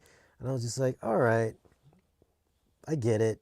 I guess, they take you into his personal quarters, living space. I was like, all right, cool, whatever. He can be a gay guy and he can wear these colorful outfits. But then it's like when he goes to do the detective work, he's still kind of dressed the same way. I would have liked him to dress more uh, in like a suit. You know what I'm saying? Like, just me personally. Maybe you don't care about this stuff, but that kind of took me out a little bit. Like, I felt like he should have been a little bit more professional at the job rather than dressing like he was on vacation in Hawaii. I think they kind of leaned a little bit too much into him being a gay male. Uh, Me personally, listen, I don't care if you're gay, whatever, but I just feel like maybe that just kind of threw me out of the movie. Like he was just kind of just like there. Uh, I don't think he was like flamboyant or not, but just like he just didn't look as professional or more serious and professional as he was in the first movie. So that kind of took me out of it a little bit. And then the movie itself was kind of easy to figure out who did the fucking crime.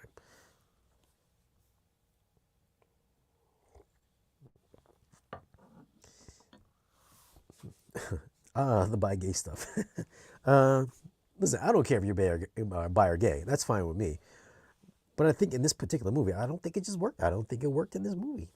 I just don't think it worked in this movie. I didn't get that. I didn't get the feeling that he was bi or gay in part one. I just thought he was just a dude. And this one, they really kind of worked at it. They kind of really worked it into the movie, and I just thought, I didn't think it carried, followed the first movie into the second movie as well. Just me personally. Anybody who saw the movie, if you saw the movie, leave me your thoughts in the comments. I'm curious about that. I just felt like they maybe just wanted to have a little bit of this wokeism in there. Not that it was like a woke movie, but I just feel like, yeah, it didn't need to be there. I don't know.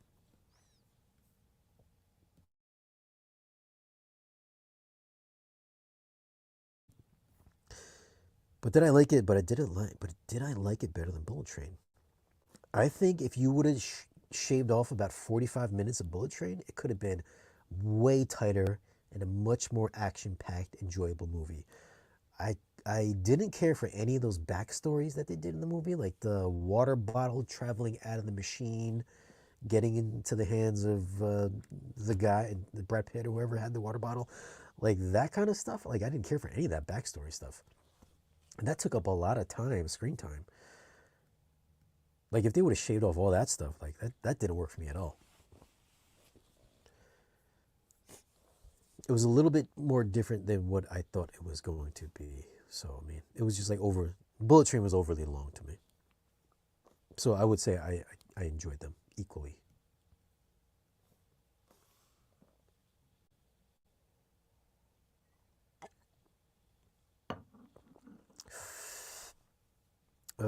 What else we got here? Generally, how much less light due to calibration? Generally, a loss on a good projector of 200 lumens. I don't know. I didn't ask the question. I didn't ask him. I know. Once you put the color filter into place, what is it? I think it chops off something like 16% of the light output, which is, which I would say that's about true, because when every time I turn on the color filter on the JVC on the NZ8, it does get a little bit dimmer, but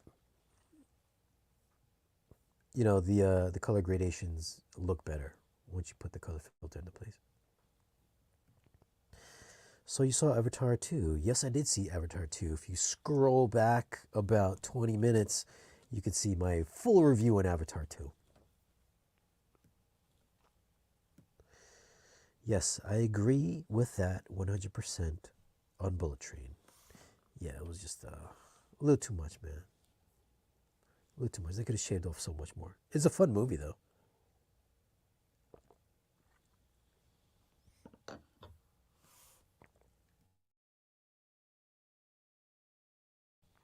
But we can't sleep. Listen, you should go back and watch Avatar 1. The special effects are still great on this movie. Looking at it now, the thing I like about part two is they just put the skin textures are so better. Like you can see the beads, like they got like beads of sweat and just like the pores on the skin. I'm not talking about like pores on the face or anything. Like the pores on the face are there, but it's like the pores on like the body is there. It's like crazy. Is this Cameron's best movie? No, definitely not. No, it's not Cameron's best movie. No. Yeah, no, it's not his best movie. It's a good movie. I enjoyed it. I definitely. I'm gonna see it again, but it's not. It's not his best movie. And you know what? I feel like the finale too. I watch reviews. Usually, I don't watch reviews going into movies, but I felt like this movie's probably not gonna was probably not gonna be like intricate enough for me to care about listening to reviews. And I was right. Pretty basic story. But I feel like the everybody was saying how like the third act, like the battle in the third act was so great, and it was good. The final battle in the third act is good in Avatar 2. But I thought the final battle in Avatar 1 was a lot better though, because in Avatar 1 you get like it's just like a giant war between the Na'vi and the humans.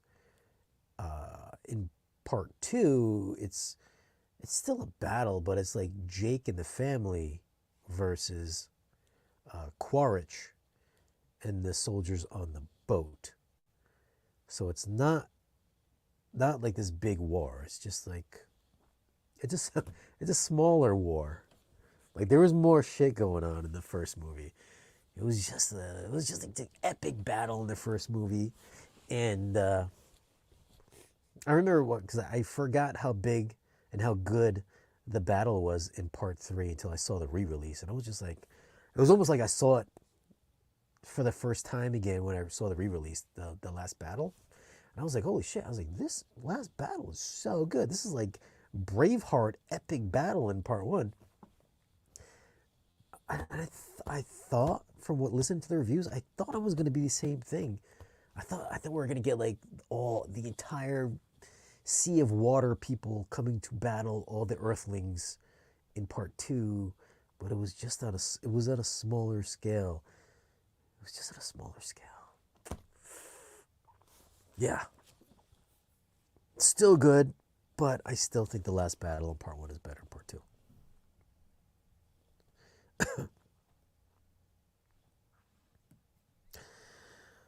Oh, we got this guy. Here it comes. He's going to ruin another movie for us. Listen, do you see that? Do you see that scrolling ticker at the bottom there? Ender Robinson. I said I'll try not to spoil anything. There's nothing really to spoil. It's already all in the trailers. There's nothing really to spoil. If you think you're going to be spoiled, you can click off on the video.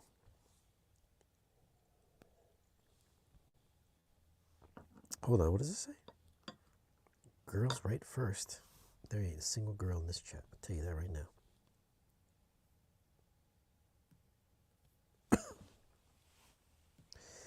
now. Need True Lies on 4K. Yeah, man, True Lies would be nice on 4K. I'm sure, what did he say? Didn't he say we're going to get True Lies in the Abyss like sometime in 2023?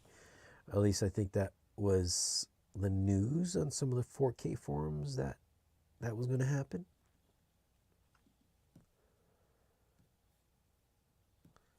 There was nothing wrong with Black Adam. It's just The Rock can't pull in crowds anymore.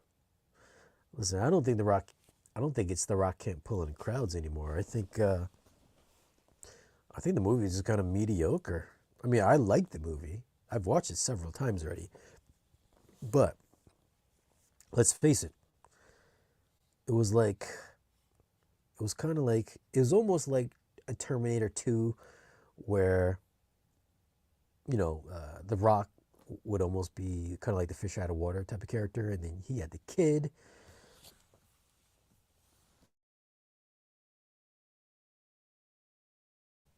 Where he had the kid, like Arnie had the kid trying to teach him the ways of the people. Kind of the same thing as in Black Adam. It was kind of the same thing, but a little cheesier. Like, I saw when Black Adam when the kid was riding the skateboard. I was like, dude. I was like, oh no. I was like, this is one of these kind of movies where it's got the kid sidekick. I don't want to see a kid riding a skateboard in a movie like this. I mean, the whole thing with the kid kind of just ruined. It kind of took me out of the movie a little bit. I was like, yo, this is not a serious movie, as serious as I thought it was going to be. And I think some of that cheesiness obviously didn't resonate with people. And it just didn't get that, the good enough reviews as it should have been, as I thought it was going to be. Hearing The Rock tell how good the movie was going to be. I think he was kind of relying people going to the theater, to go see Henry Cavill, but man, it just didn't work.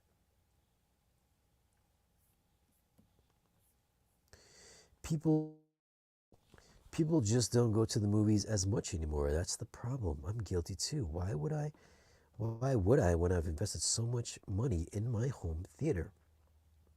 Well, I could I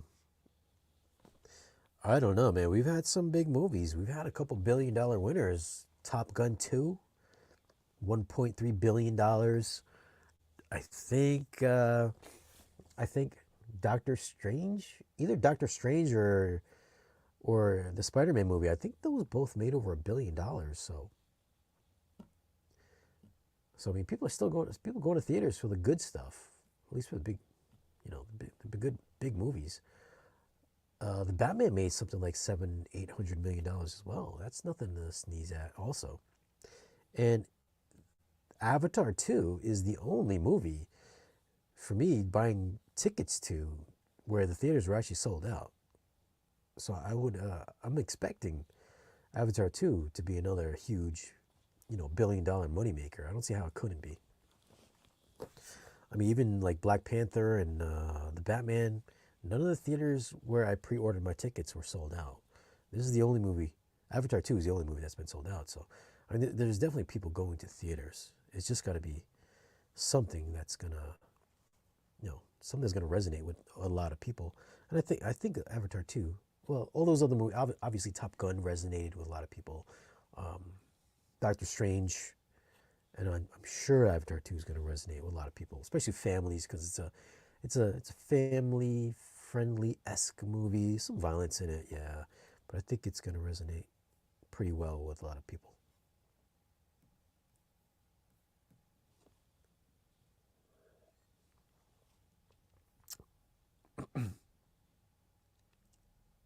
Let's see. Remember when the guy earlier said he had 5K to spend on a projector and you told him to just buy a 12K projector anyway? LOL, only a guy that gets everything loaned to him would say to spend 2K the budget. I don't remember that. Did somebody say that? I think we spoke earlier about that. We were talking about the NP5 and the 5000 ES, so that was already spoken about earlier. And LOL, only a guy. Listen, guys in the chat, Ender Robinson is definitely one of the bigger trolls on the channel. For some weird reason, he says only a guy that gets everything loaned to him would say spend 2 times the budget. Oddly enough, everything I get on the channel, I get loaned to me. I'm going to say 95% of the stuff, I'm going to say 99% of the stuff that I review on the channel gets loaned to me because that's what I do. I review products. And I think maybe you, only you, Ender Robinson, haven't gotten it quite in your mind that I review products. That is my job, is to review products. The other portion of my job is to hang out, watch movies, talk about movies as well. And surprisingly enough, the movies that get sent to me, they get sent to me for free. Just like all the other 4K reviewers out there that review movies, those movies typically are free. If you watch a movie review that comes out a week or two, or maybe a month before the movie's released on physical media, that's because they get sent to them for free because they're reviewing them. Movies aren't loaners because you open them. Those are keepers. So just so you understand that, and I'm sure maybe there's one or two other people that don't know that I get movies sent to me for free. Or if I'm reviewing a movie that comes out a month earlier on Kaleidoscape, I will buy the movies on Kaleidoscape. If I'm reviewing a movie on Kaleidoscape, I pay for that movie. Typically, it's about $35, $40. Those ones I do pay for myself. But the products that I review, this channel is not about me buying products and reviewing them. It's about me getting products in to review for the people that either are interested in said product or just want to know what it sounds like or what it looks like. Hence, a review of a product. That's how YouTube works. A lot of the reviewers out there, whether it's on YouTube or Stereophile or whatever other paperback medias out there, printed medias out there, those big channels, they get loaned products, and those loaned products have to get sent back. That's what I do on this channel. That's what those other outlets do. That's what I do. I get loaned products. I do not buy products. If I buy a product, I will typically say I bought it in the video. If I don't say it, it's a loaned product. I'm a review channel, and I will review products, and I will review movies. So hence your whole thing about everything gets loaned to him, trying to be a little bit snarky. I think the majority of people here know that I get loaned products. With a teen or young Superman movie, I don't want to see a 150-pound Superman. Note to James Gunn, we need Henry Cavill, the real Superman.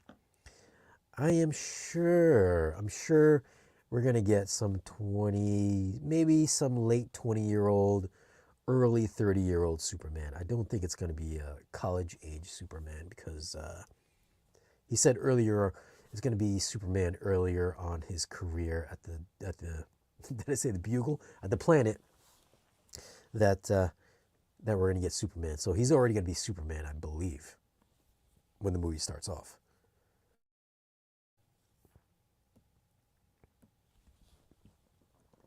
I still didn't see any of those until physical release.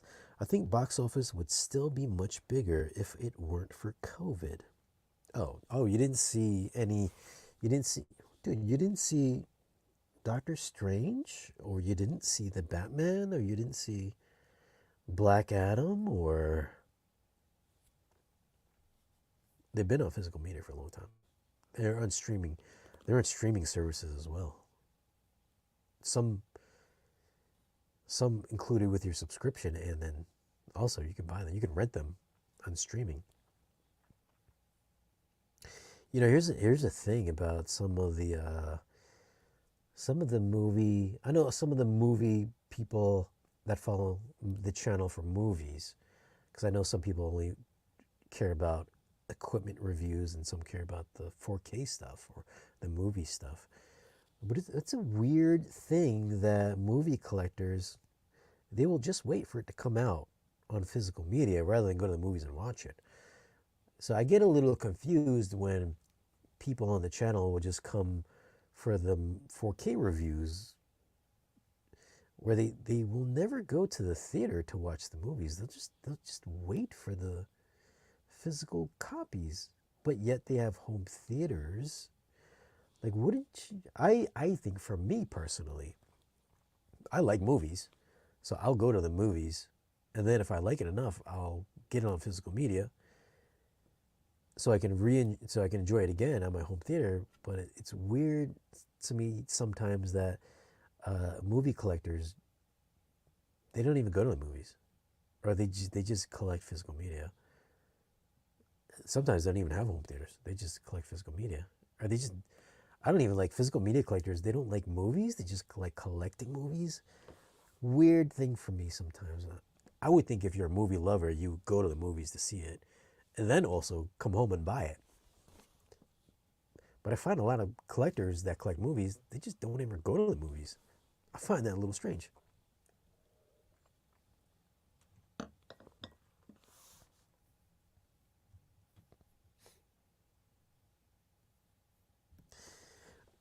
Oh, you also give bad advice. You always recommend stuff that is two times out of whatever someone says they want to spend most of the time. You get the prices wrong because you don't actually pay for anything. So let's address me getting the prices right all the time. Just as I had said earlier, I get a ton of products sent to me. I also discussed this earlier on in the stream. I will get a lot of products in during the week. Can I remember every single model number? Can I remember every single price? No, I can't. Can I remember all the specs out of a movie that I ever review? No, I can't. Can I remember all the reviews? All the scores that I've given all the movies that I've reviewed in the past? No, I can't. Am I going to remember all the prices of every product that I've gotten for review or that I'm familiar with? Or can I even remember all the model numbers to go along with those prices? No, I can't. I'm not like a regular viewer of this channel where my interests are only focused on specific things. I have many things I have to remember. Unlike yourself, where you might see me point out a recommendation and then go back to Google it. It might be something on the fly that I just come out with. If I get a comment and I got to just react to it, I might give the wrong price or the wrong model number. It happens. I'm not going to remember everything. If you get a little bit butthurt about it, you get a little bit butthurt about it. I love addressing you, Ender Robinson, because you say the stupidest shit all the time. You make yourself sound so dumb in every one of your comments. I find it humorous, so that's why I like to address you.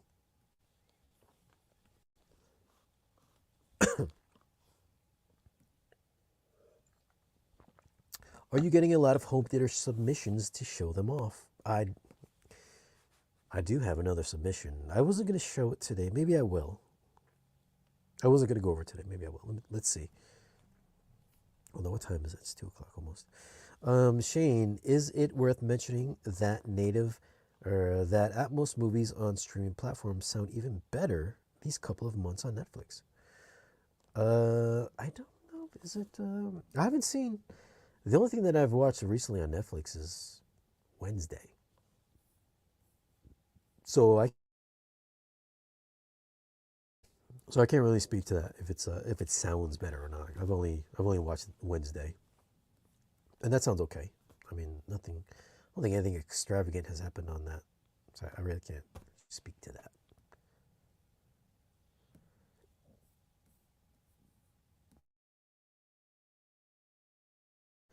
Shane, thanks for all you do. I'm off to bed, but thanks for doing such an awesome job. Very informative and awesome stuff. Why, thank you, K Brand 22. Avatar looked like every video game in the past 5 years. There's definitely some scenes I thought looked a little video game cutscene-y, for sure. I think I I don't know if it's because I saw it in 2K, but I think some of the aircraft stuff did look like a video game cutscene. Maybe that's because I didn't see it in true 4K. So I'm just going to chalk it up to that for now.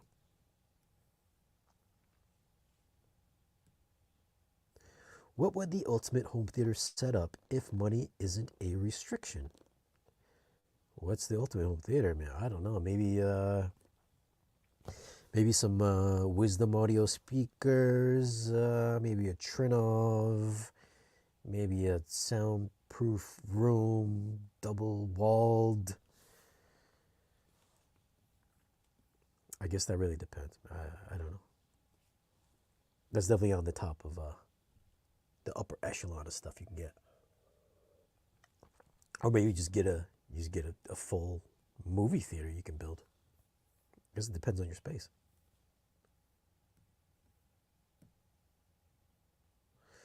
Love the feeling of having a home theater. It takes you out of this world and helps me relax.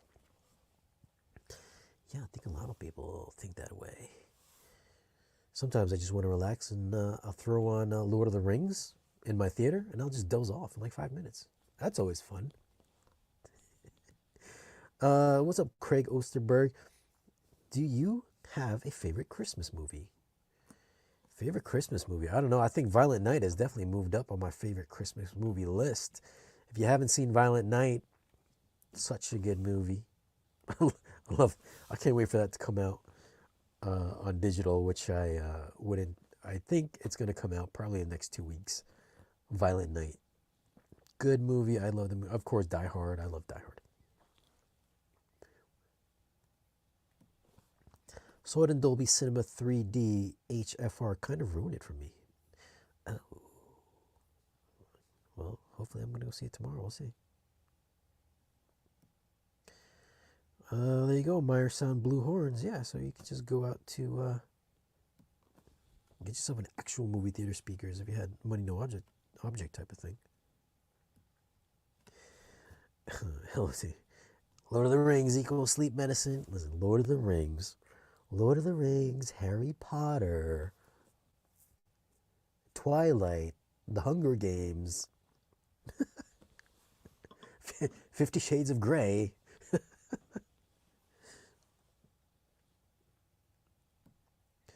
I'm anxiously waiting Violent Night 2. Man, yeah, that movie definitely gets you worked up for a sequel. Let's get some more of the backstory on Santa Claus. Santa Claus with his own Mjolnir? Are you kidding me? Come on, man. I want to see that movie. I want to see it I hope it comes out next Christmas. That's what I want next year.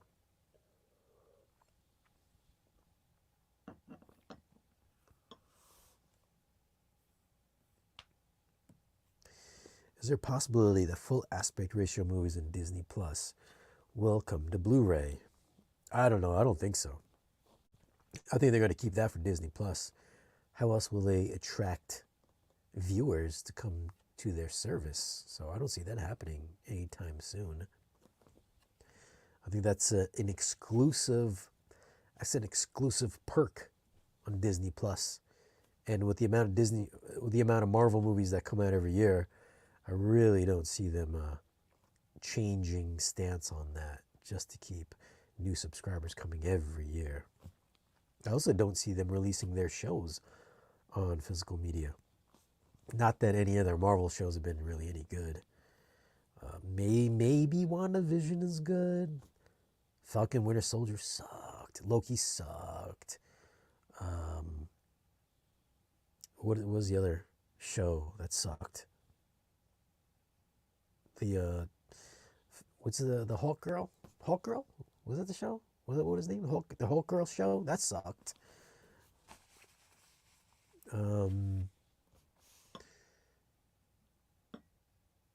Dude, all those Marvel shows just really fucking sucked.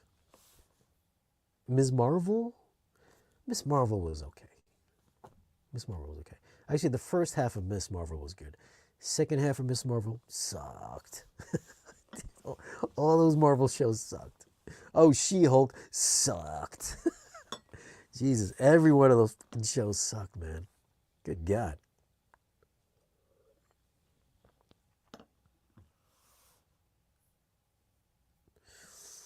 Any update on Power Sound Audio 21-inch sub review? Do you still? Yeah, look at that.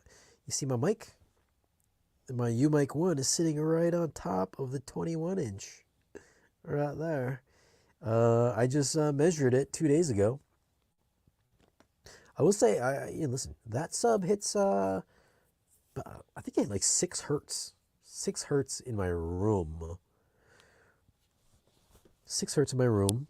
Although, along with that 6 hertz, there's a little bit of something that goes along with it. I'll say it in the review. I don't want to give it away.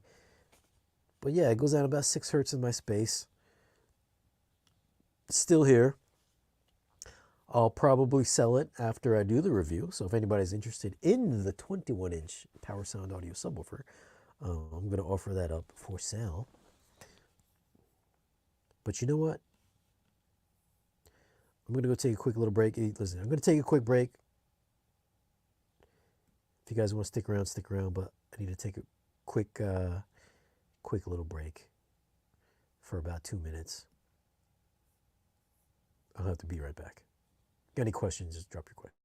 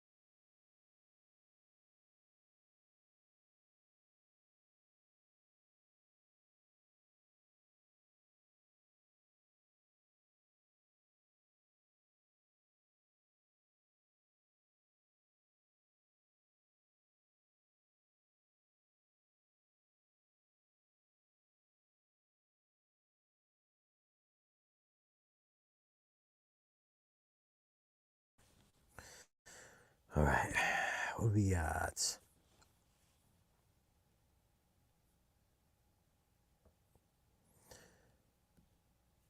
Stark 15 versus the SB3000. Which one is better? Which one is better? If you're gonna get yourself a music subwoofer, I would go with the SB3000. If you're gonna go with a home theater subwoofer, then definitely the Stark 15 would destroy the SB3000. hands down, for sure. It's not as nicely built as the 3000. It doesn't have the same features as the 3000, but for sheer output, the 15 is going to be better than the SVS.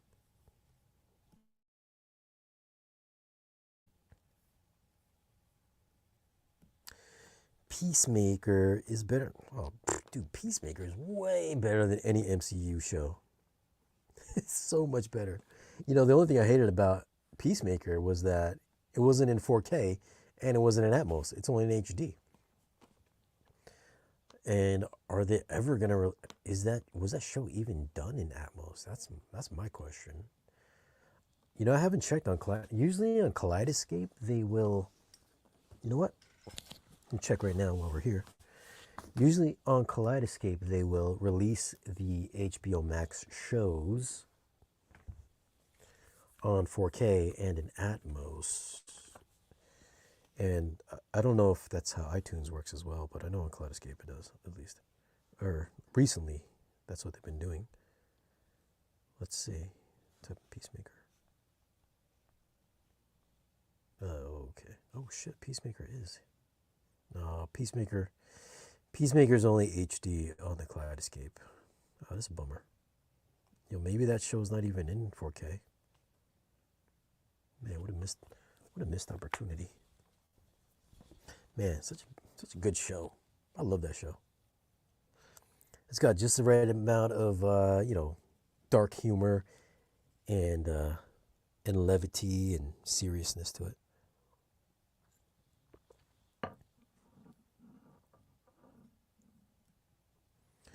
Are you going to review the XW5000? What's up, Bobby Digital? I'm not going to review the 5000DS. If you have seen the Sony 7000DS, just picture that, just a little bit dimmer. That's it. It's basically the same thing.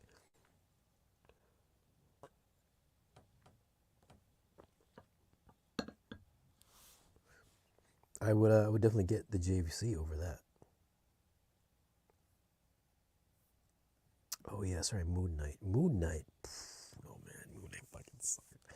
Moon Knight was okay. No, I didn't like Moon Knight at all. I thought Moon Knight was gonna be something totally different than what it was. Moon Knight was good at the beginning, but then like the second half was just like, nope, not for me. Thank you, brother. I appreciate you answering my question. Looking forward to the review. Let's see. You know, somebody did send me their home theater. Let's see if we can check that out here. A link to their home theater to review.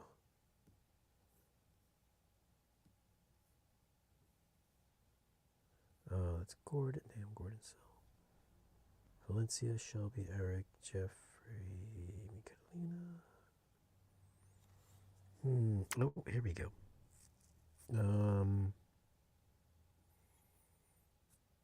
Actually, this guy sent me a video. Oh, he sent me like a legit video. Oh, okay. 3 minutes. All right, let's do this.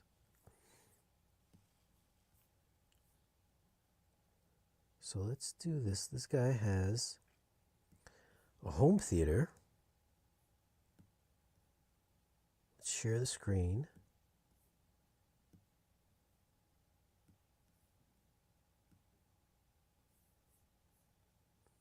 Dismiss that. Okay, so this is, let's all check out this gentleman's home theater together. Second.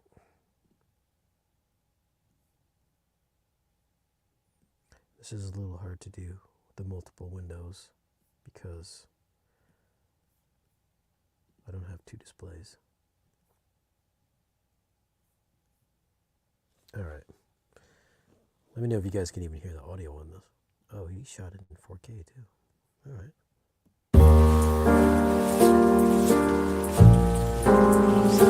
right.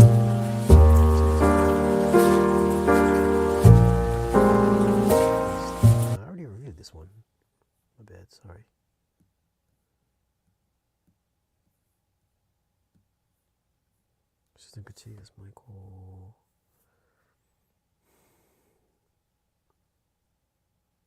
We're gonna have to look at some other. Alright, I guess we're not gonna review anybody's home theater tonight because I can't find my list. That was from my old list.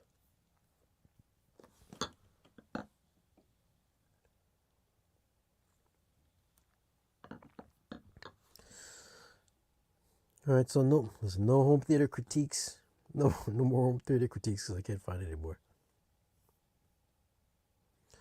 What else we got here?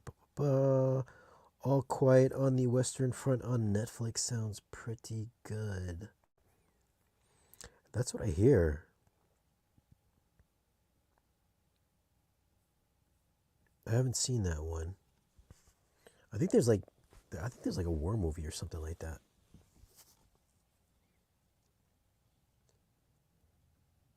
That's supposed to be pretty good as well.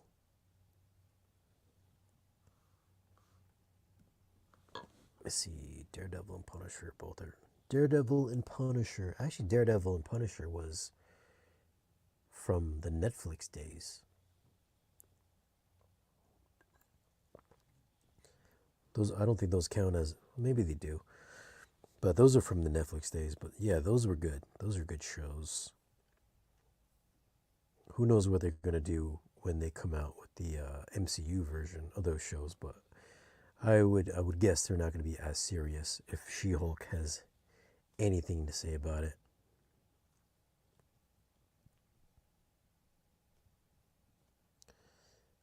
What else you got here? Anything else?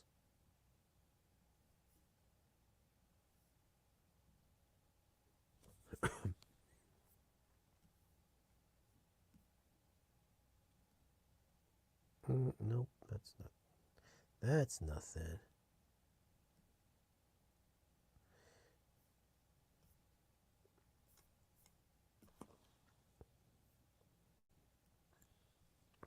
World War I with subtitles, but fantastic Atmos mix. Was that a TV show on Netflix? Not familiar. Not familiar with that one. Daredevil was lame in She-Hulk. Yeah, Daredevil was definitely lame in She-Hulk. Like, how are they going to have Daredevil walking down the sidewalk? Wait, was he walking down the sidewalk with his shoes off? With his boots off? They gave him the walk of shame. I was like, dude, you can't do that, man. What is your game of the year? My game of the year? I don't play video games. I don't even have a video game system, so I do not have a game of the year. Although, now that you bring it up, it's December 16th. I guess I would have to do. I still have to do my top 10 4K movies of the year, 4K Blu-rays of the year. Now that you're reminding me that we're at the end of the year, I probably should make that list. I don't even know if I could do that list because I feel like I haven't reviewed that many 4K. It feels like every year my list has been getting smaller, or my reviews have been getting kind of smaller every year. I think there's more channels out there that have been reviewing 4Ks, like all of them this year. But I've only been reviewing like the movies that I'm interested in doing rather than just doing all of them.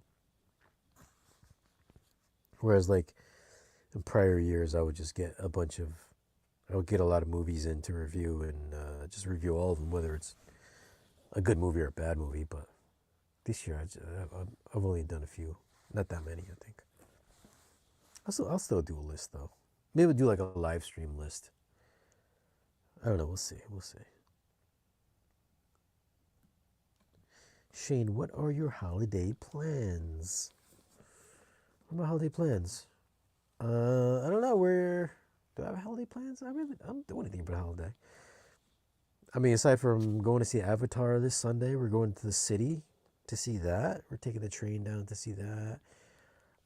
I think my wife has got some tickets to go see Emily Emily in Paris, like the pre-show 3 episodes of Emily in Paris on Sunday. I think we're going to see that. I've never even seen Emily in Paris. I think it's on season 2 or 3. But she's got some some not private show, but some kind of a screening for the Emily in Paris Sunday. So we're gonna go to Avatar, then we're gonna go see that, and that's it. Nothing else special for the holiday, man. Ambulance, Uncharted. These are some that come to mind. Top 10. Listen, correct me if I'm wrong, but I think Dune came out at the beginning of the year. I think Dune, the movie, came out end of last year, and then the 4K Blu-ray, I believe, came out in January of this year, if I'm not mistaken. So I would say, yeah, Ambulance. I don't think Uncharted. Well, maybe Uncharted. Dune, Batman, The Batman, Top Gun. Maybe. The audio wasn't that good in Top Gun. Black Adam, for sure. Maybe Spider-Man. Nope. Nope is on the list. Man, I can only think of like 5 of them.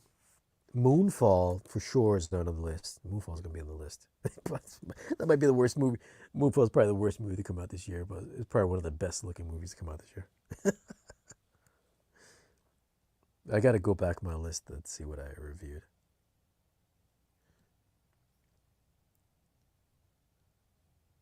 What did you think of the JVC NZ7 compared to the 6000 ES? Better tone mapping on the JVC, but sharper, more detailed on the Sony. Listen, I would pick a JVC over any Sony any day of the week, any day. Matrix. Oh yeah, that's right. The Matrix. Yeah, Matrix is gonna be on the list for sure. Matrix is probably gonna be up there. Maybe even Mortal Kombat would be on the list as well.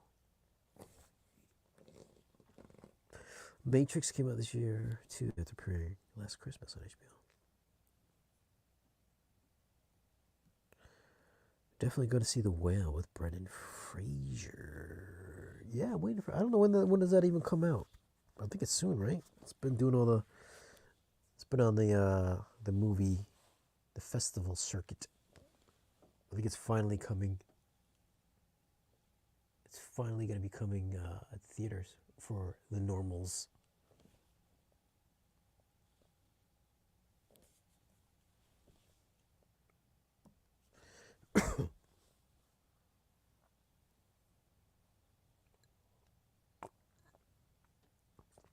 Oh, Mortal Kombat was last year. See, this is like the movies too. It's like it's tough to know when movies come out. Like all these movies, they just kind of just melt together after a while. Subwoofers, they kind of just melt. Speakers, they kind of just melt together. When everybody's like, "Hey, what speaker should I get for this price point?" I'm just like, dude, I don't even know anymore. All the speakers kind of, you know, it's like every time I'll see like a speaker review from like somebody else, and they're just like, this speaker sounds not quite as good as this speaker that I reviewed from last year.